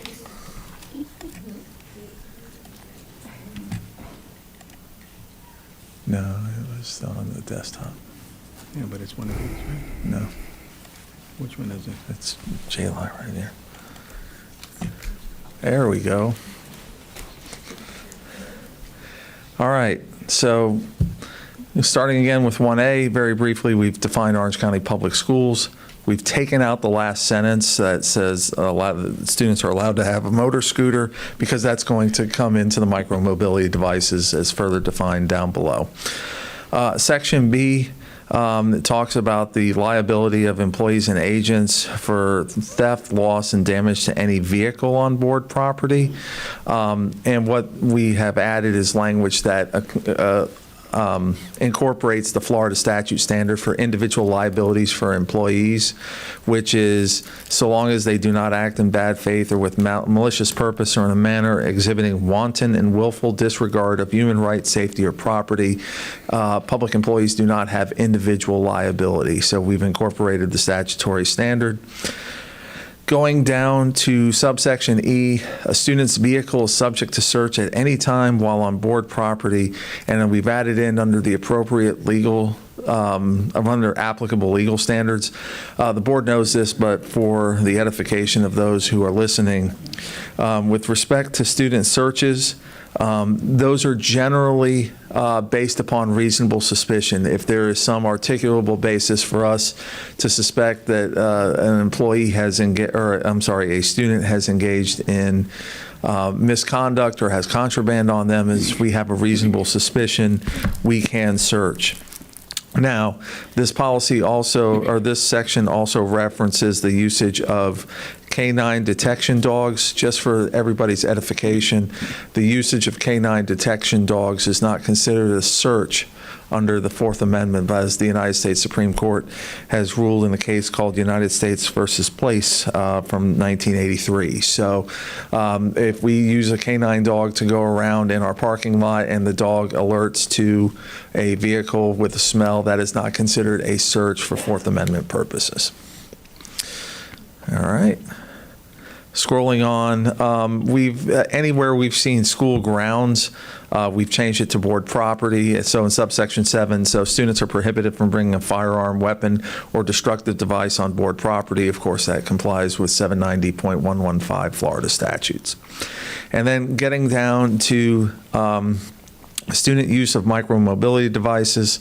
The first section defines a micromobility device to include bicycles, e-bikes, scooters, skateboards, hoverboards, and similar devices used for individual transportation. We define an e-bike as an electric bicycle with a motor not exceeding 750 watts and a maximum assisted speed of 28 miles per hour. An e-motorcycle is defined as a vehicle powered solely by an electric motor and does not have operable pedals and is classified as a motorcycle under applicable law. In Chapter 316, there are various definitions of these e-bikes, micromobility devices, so this policy incorporates those statutory definitions. We have a prohibition from bringing or operating modified and Class 3 e-bikes on the board property. Traditional bicycles, non-motorized scooters, skateboards, and other similar non-motorized devices are permitted subject to school rules and the requirements of this policy. And this is the change language from what we initially advertised on July 7th. Elementary school students, middle school students, and high school students who do not have their driver's license are prohibited from bringing and operating motorized micromobility devices on board property. For the purpose of this section, a motorized micromobility device includes e-bikes, e-scooters, hoverboards, one-wheel devices, and other electrically powered personal transportation devices. High school students who have a driver's license may be permitted to bring micromobility devices onto board property. Students permitted to bring micromobility devices on board property shall observe the following rules with micromobility device while the micromobility device is on board property. And if the student fails to comply with the policy or any board policy, school regulation, or rule, the student may lose the privilege of bringing micromobility devices onto board property and could be subject to disciplinary action. So here are the rules. Each student will be required to apply for a decal from his or her school of enrollment before being permitted to bring the micromobility device on campus. Decals are not transferable and cannot be sold to or shared with any other student, person, or entity. I believe that mirrors our parking decal permit. Students shall operate micromobility devices in a safe manner when traveling to and from school and shall observe all applicable traffic laws and regulations. Now, we have this in here, and I believe it to be aspirational, quite frankly, because as I've pointed out to you all in the past, we do not have jurisdiction over students who operate this in areas outside of our campus. So I'm at the pleasure of the board if you think you want to have the aspirational statement in there just to encourage safety. You can choose to remove it since you don't have any jurisdiction to enforce it. So I'm at the board's pleasure, and I welcome their comments on that one. Students must dismount and walk all micromobility devices once they enter board property. Students shall be responsible for securing the device in a designated bicycle rack or other location approved by the principal or designee. Riding micromobility devices prohibited on sidewalks, courtyards, athletic fields, courts, grass areas, and other pedestrian spaces on board property. Detached vehicle batteries and charging of batteries are prohibited on board property. Unsafe riding behaviors, including but not limited to excessive speed, weaving between pedestrians or vehicles, or performing stunts are prohibited. Number 8 is also going to be an aspirational statement since the policy prohibits usage by anybody who does not have a driver's license, and you have to be 16 to in fact have a driver's license. The prohibition or the requirement that you have to wear a fitted and fastened helmet while operating or riding upon a micromobility device is not applicable, but because we're not allowing folks who are under 16 to ride and bring them on our property. So I'm at the board's pleasure there. We can keep it as aspirational or we can remove it. Number 9, e-motorcycles and other motorized vehicles that exceed e-bike classifications are prohibited on board property unless properly licensed, registered, and operated by an individual with required legal authorization. Students shall comply with any additional requirements established by the principal of the school. Each student is responsible for the micromobility device he or she operates for complying with all applicable laws, school rules, and requirements related to the use. A student's micromobility device is subject to search at any time while on board property under the applicable legal standards. This again incorporates the standard we have for vehicles to micromobility devices. Subsection H is once again the liability standards for employees with regard to theft, loss, or damage on any micromobility device. Our employees are not liable unless, again, they engage in bad faith, they act with malicious purpose, or in a manner exhibiting wanton and willful disregard of human rights, safety, and property. So I am now happy to answer any question the board has, and I may tag a friend in if I do not have the requisite factual knowledge. All right, thank you. Member Gallo, we'll start with you. Thank you, Madam Chair. So I think there's a couple of things. So first off, I've spoken to parents and students regarding the micromobility devices. And as I mentioned before, I am a little nervous about unintended consequences.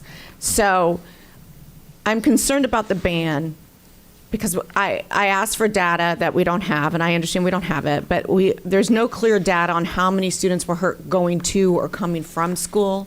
I know that there was just an accident recently in Member Salamanca's area with an e-scooter where a child was hurt. Thankfully, they were okay. That happened during the summer. So let me just share a few of my concerns, and then I have a few things that I think is missing from the policy.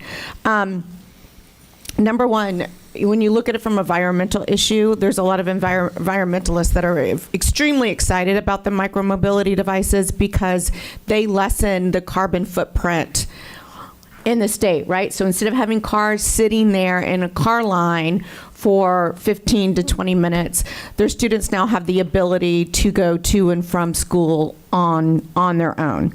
That's one thing. Number two, in driving around this summer, especially in the Avalon area where I see the biggest use of e-bikes and e-scooters, I saw a group of kids that were following the laws of the road. They had helmets on, and they were together, and it appeared to me that, like, based on what they were wearing, they were headed probably to the community pool. They looked to be around 12 or 13. I mention this because it reminded me so much of my childhood, before there was phones, before there was TV, cable TV, before there was gaming, before there was all these things. I used to get on my bike, ride it to the beach, ride it to the lake, ride it to Wendy's to eat with my friends, and I'm seeing kids now hang out outside together. Now, I get our policy would not prohibit that, because we can't do that. But I'm just saying that there's a lot of kids that are in clubs that are allowed to be in clubs because that's their transportation home and their parents work, and it would be their only transportation home. I get that they can ride a bike. I know that they could get a scooter. But they do utilize these, and it helps them be more involved in school. And we have a lot of conversations about wanting students engaged in school. And so I've heard from parents that say, my child follows the rules of the road. They wear their helmet. They do the right things. I follow them when they don't know that I'm following them. I know they do. So why is my child getting banned because other children can't follow the rules of the road? And I think that that's a valid point. And I've gotten lots of emails from parents going, no, absolutely ban them. I want them banned. I want them banned off our campuses. And I probably got more emails, to be honest, wanting the ban. I just, in my heart, don't think the ban solves the problem. It makes it more difficult for children to get to school. I don't know that it fixes the problem. They're still going to be on these scooters. The same day I saw the kids on the scooters doing everything well, I saw another child on an e-bike going extremely fast with headphones in, texting while they were driving this e-bike. This is during the summer. And then a half a mile down the road, I saw two girls with no helmets on a scooter, riding their scooter at a fast speed, holding on to each other. And by the grace of God, they didn't get hurt. I've heard stories where people have destroyed cars by running their e-bikes into cars and then leaving the scene of the crime, and that there's no laws in place for hit and runs when you're hitting and running on an e-bike. I mean, this is just such a larger issue than what we have at our schools. So here's the two things that I see missing from this policy, and I know it's set to come before us on next Tuesday, and written as is, I don't know that I'll be able to support it. But it does not prioritize education, and I think the only way that we get kids to abide by the law and we get parents to understand the dangers of these students is through education. I know MetroPlan has put together a video that we could put on Canvas. So for looking at permitting, we could require them to watch the class on Canvas before they're allowed to bring a device on our campus. The parent would need to sign off that the child watched it and that the parent watched it. Because I think education is the key, because it's not just about them being safe on their way to or from school, which really is not our responsibility. Our responsibility is when they get on our campus, can we keep them safe? So I feel like we're being the micromobility police, And I'm not certain that I'm comfortable with that. And the second thing is there's nothing in here about after-school sporting events. So are we going to allow them to go to ride them to football games, to ride them to basketball games, to water polo? Will any sporting event, even if it's off campus, will we be allowed to for them to utilize the micromobility devices? So just with the lack of data, with the lack of other initiatives in place, ordinances in place that kind of help back us up, I think we're putting a Band-Aid on the problem. And I think that we need to let the parents parent their children. And I got emails like that. Like, the parents should be responsible for their safety of their student. Not too long ago, we had a room full of people saying we don't co-parent with the government. And now I guess it's okay to co-parent with the government. So I don't know. I have an issue with it. I'll listen to what the other board decides, but if it's all an out ban, I support in elementary school a ban.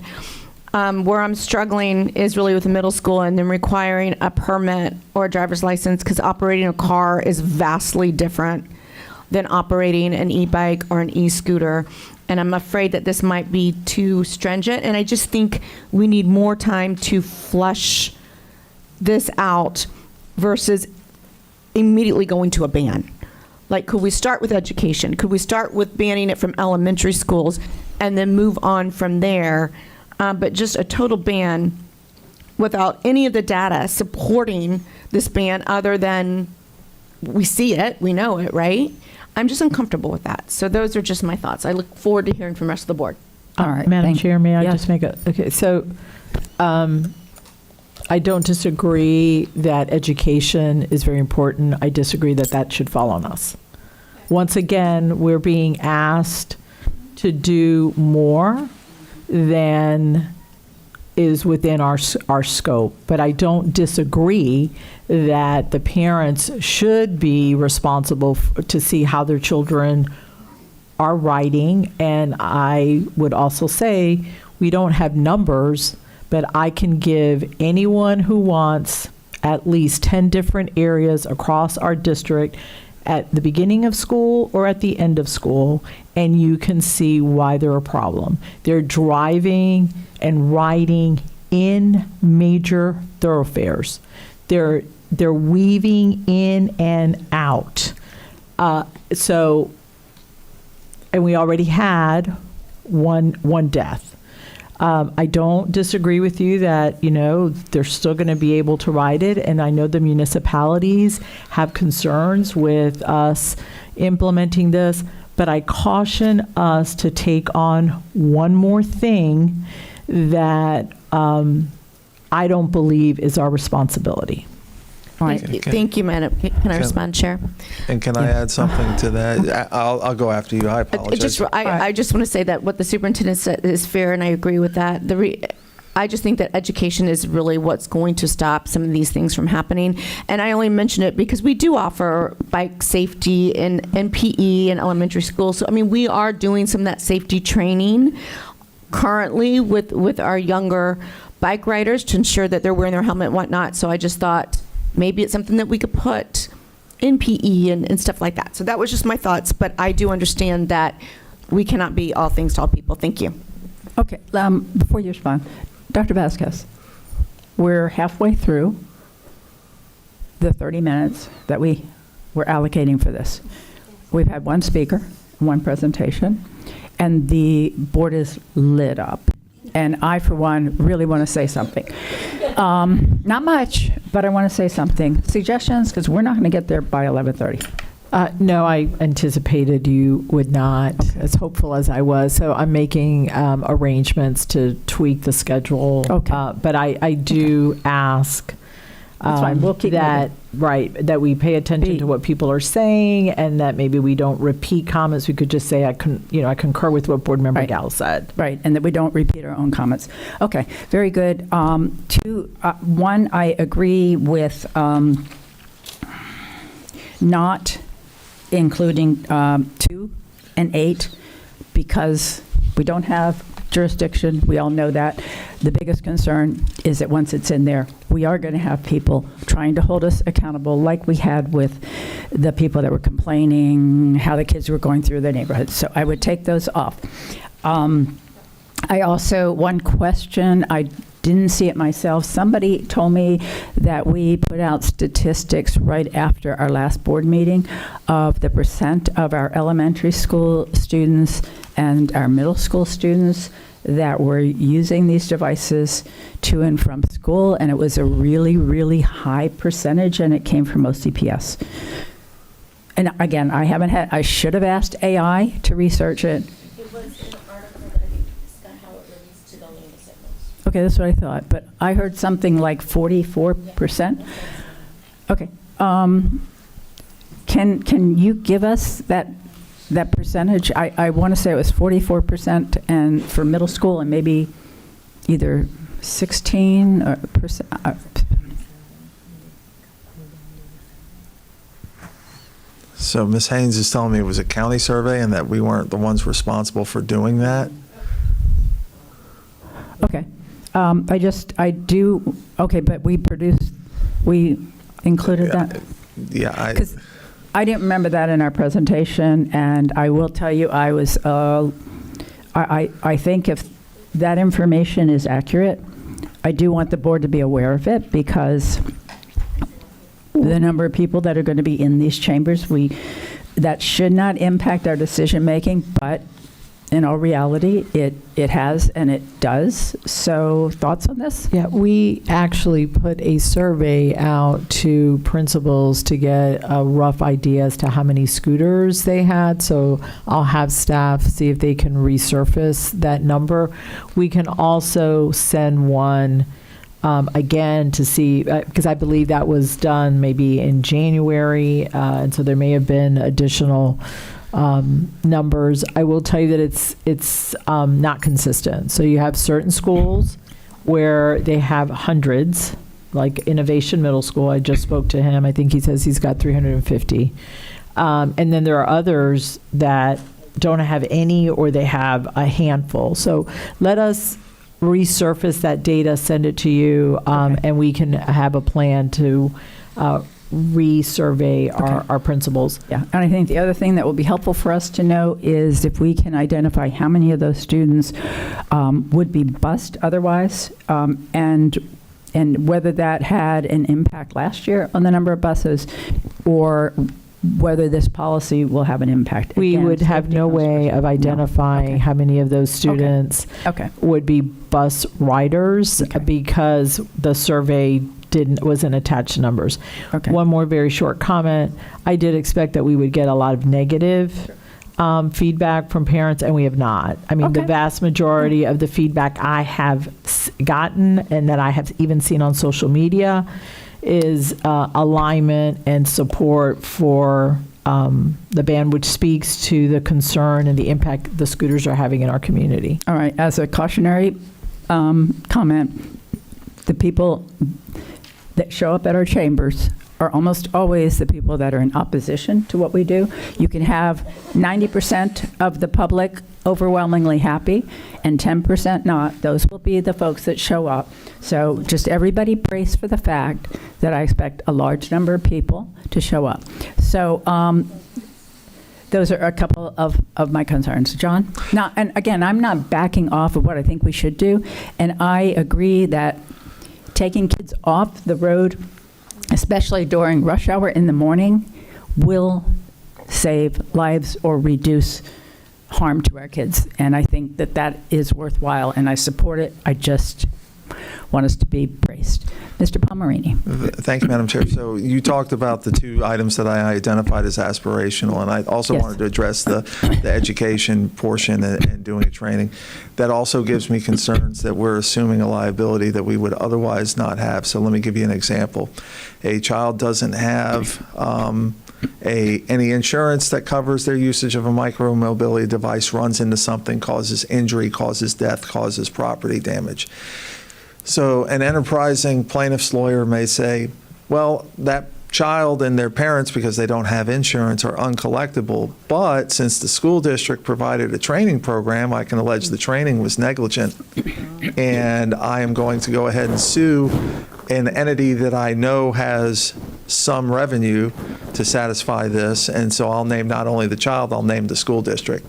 Not that I'm in the business of thinking like plaintiff's lawyers particularly often, but I could see an enterprising plaintiff's lawyer doing that. All right, thank you, Mr. Palmerini. All right, moving on, Member Salamanca. Thank you so much. A couple of things. I really will try to be quick on this. Because Member Gallo, I think, some flawed logic. I would argue we're not taking away kids' ability to have fun after school or summer or ride their bikes. Like, they can still own e-bikes, they can still own scooters, they can do whatever they want with their time. They can still ride their bikes to school and their scooters. And there's a list of non-motorized devices that, just like the good olden days, they can just get to school the same way. The biggest concern, and this goes coming from my district, I got 90% absolutely banned and 10% of, I don't know, like my kid needs it and my kid gets there faster. I got a couple of my kid will take twice as long to get to school because he always runs late and this is hard. But 90% of parents whose concern was actually truly saving lives. I had 2 deaths this year because of e-bikes and e-scooters in one in my high school and one in my middle school, of which those parents will come and speak to this board about what they thought should be the policy, even if it was after school, not at school grounds. So there's that. I don't think education is enough here because it is a really fun device. These students do not have a fully formed prefrontal cortex, and they're driving 40 miles per hour and doing wheelies and putting 2 or 3 students in one bike. It is a lot of fun. There is no Canvas course you can give these students that is going to be more exciting and more fun or more scary than putting 3 kids in a bike and going to do whatever you want. So I'm not for co-parenting in any more than that, but I think that micromobility and how students get in transportation is not our business, right? We do co-parent on devices in our students and where they learn in classroom, right? We talk about devices all the time in the classroom because that's part of education. So that is fair, but transportation is not part of education. I do not want to be in the business of that. I don't want the liability behind it. I don't want these lithium batteries catching on fire and blowing up 20 in a row right next to any of our schools. That is not a place I want to be. And I have had multiple principals tell me about these unlawful batteries that students put on these devices, smoking in the middle of the day when it's 105 degrees outside near our campuses. That is not a call I want to get, just because it is very clear from my side on that. To the point, and I think some of the data, I went down the rabbit hole why there's no data. The reason why there's no data is because police crash reports actually lack specific device codes for e-bikes. So everything gets coded as a specific type of bike, but not e-bike. So there's no data on that. The second is emergency room injury codes. There's no dedicated e-bike accident yet. And so, but when you go and talk to Numerous Hospital, Orlando Health, any pediatric surgeon will tell you this is their #1 concern in student health right now, is how dangerous e-bikes and e-scooters are. I've had multiple folks in my community in Numerous Hospital tell me this is the biggest thing we could do to save lives and students and safety. Because unfortunately, these students do not have the rules of the road yet. That's why we did the license, right? They don't know how to operate it, and they are in the road operating very fast vehicles very dangerously. They don't know how to yield. They don't know what the rules are for certain stops, and it is very dangerous. So they hit cars all the time, and really, I'm all for saving lives here. So I love the policy. I'm okay, as Jacob said, remove those 2. And the only other thing I had, John, on the restrictions was the battery thing. For those that are allowed to have, right, so they are licensed. if they do mess with the battery and they're caught, I know this is going to hard to enforce, but if we know that there is an not approved battery that is dangerous to our property, I would want that to be prohibited as well. All right. Thank you, Member Salamanca. Noted? Noted, and this may be something that we would have to add to the code of conduct with regard to that. I think that would be the appropriate place to do it. Obviously, we've already done the code of conduct. You all have approved it at the last meeting, so. Yeah, we could just note it for next year then. Got it. Thank you. All right, next up is Member Douglas.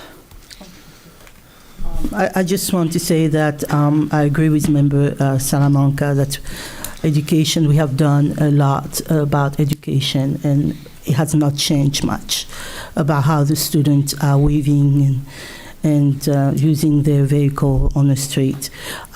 Just yesterday, I saw on my street one young man with the tire up and going at 25 to 20 miles per hour. It was just absolutely, just looking at it, it was like, oh my God, I don't want to see it, it's awful.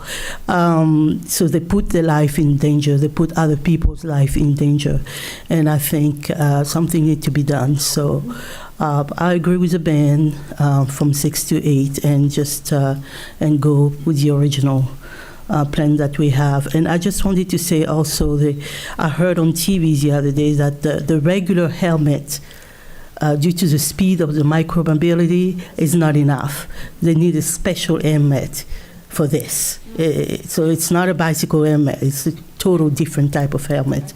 So that's my take on that. Thank you. Thank you, Member Douglas. Good points. Member Vanos. Thank you so much. I just wanted to provide a little bit of my thought process in this too. I mean, I'm someone who, I want my kid outside. I think our kids have so little freedom these days that, to me, I love that. Honestly, these devices have them outside and experiencing some of that freedom. I've read Paved Paradise. I get it. Like, I want more walking. I think anything we can do to get rid of, have fewer cars, I support that. So, like, I'm coming from a place where I want to support this, but I hear feedback from my community members. I hear about the accidents. I listen to the ER doctors who, specifically said, do not buy this for your children. These are so damaging. And so that's sort of what is going into my thought process. And I want to also recognize that the city and county have reached out and have shared that they have a different opinion on how we should go about this, and I really respect that, and I appreciate them reaching out. But I do think that it all comes back to putting more on schools, and we just can't handle it right now. I would say this, and I also want to have a shout out to my county commissioner, who has been in contact with me about her opinions on this. Also, commissioners in one of the cities in my district, multiple of them have reached out to me. They've personally met with me, and we've had conversations about this, and I appreciate it. And I met with Commissioner Russell earlier this week, and he is working hard on an education plan, and he's working with Metro Plan, I guess, and they piloted a program. And so I would like to see the results, of that. Like, is it improving safety among our students? Maybe we reach a different decision. If we're finding that that's improving safety, that would be wonderful. We also talked about the need to have hands-on training, that a video is just not enough. Having middle school and high school students, a video does not a lot, but having hands-on training would be great. So if we can work with, if that is additional training and there's data to show that it's improving safety, we can look at it again. And the third thing I would say with respect to our counties and cities is, if we had more multi-use pathways, this would be more palatable to me. I don't think these devices belong on our streets, weaving in and out of traffic, and I also don't think they belong on narrow sidewalks where people are walking and running. So if we see some movement in our cities and counties on ways to make this safer, I am perfectly happy to look at this policy again. But thank you for bringing it forward, and thank you for the comments of my board members, who I agree with. Thank you, Member Vanos. Good comments. Member Felder.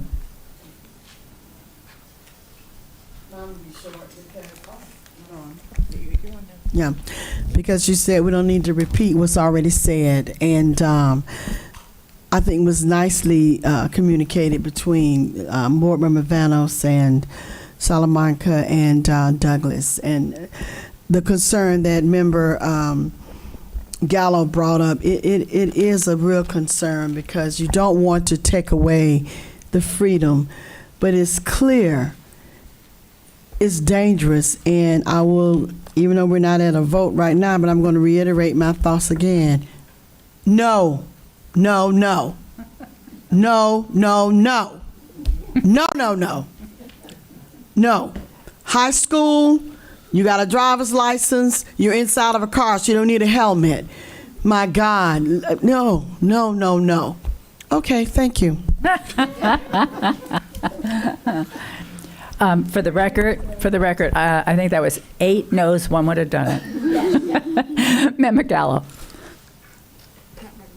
Oh, I'm sorry, Member Byrd. Member Byrd. Oh, sorry. Member Byrd. Okay.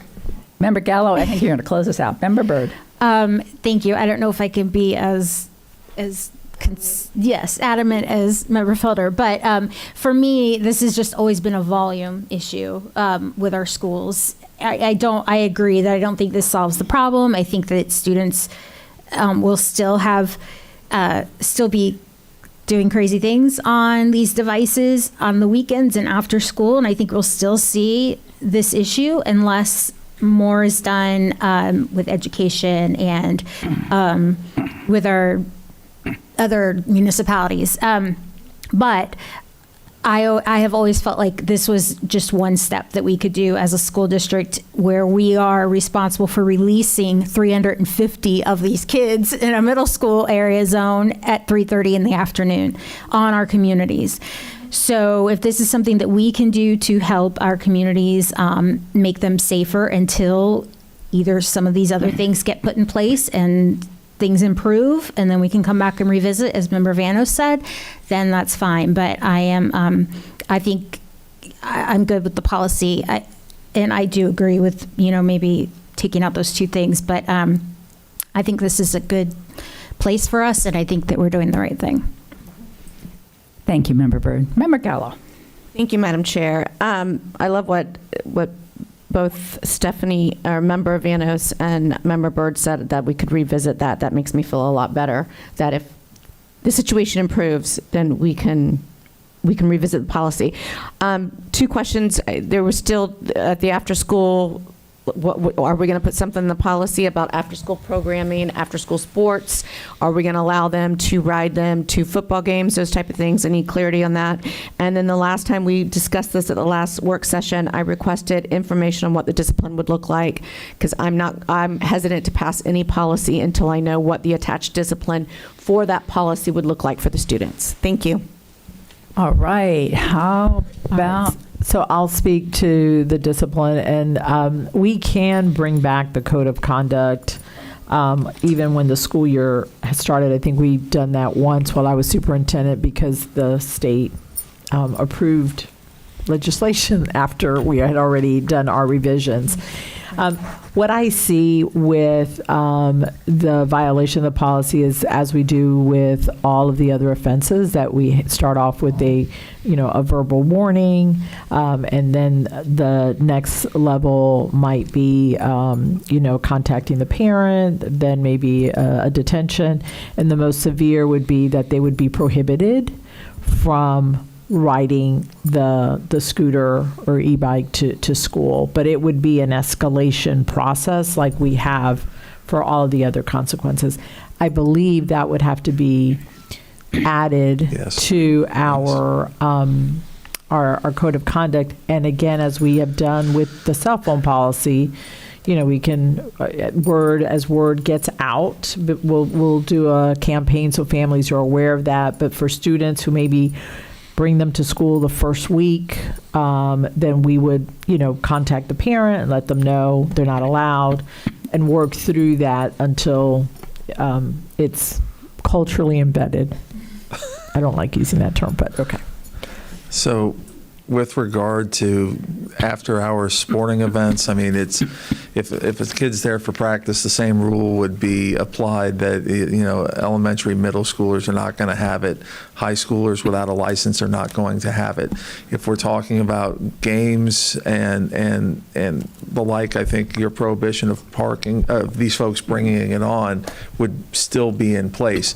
But that is up to the consensus of the board. If the board decides that they want to do something different with respect to sporting events after hours and allow usage of these scooters when they otherwise wouldn't allow it to be brought on campus, you all can make that policy, but that is a board decision. Okay, I'm going to go to Member Salamanca. It could be as simple as changing the language to all school district property.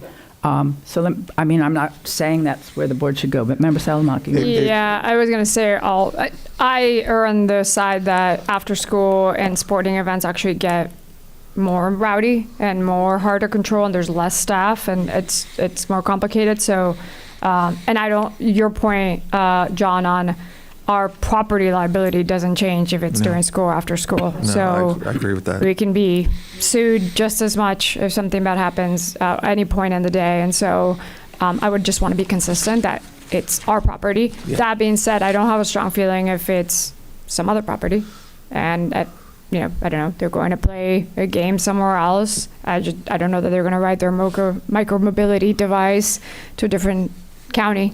So like that I don't feel strongly. But on the property, I think all liability is the same. So I 1,000% agree that all liability would be the same.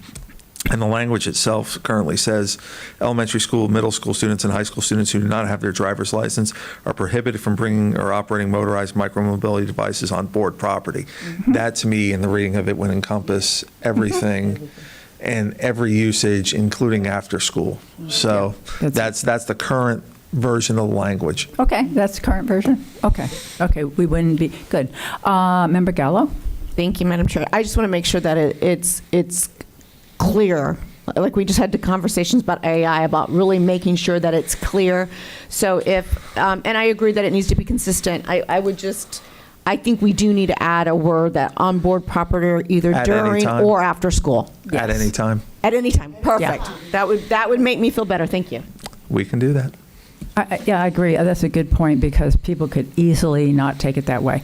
At any time, maybe it could include, just to be abundantly clear, including after-school events, sporting events, etc.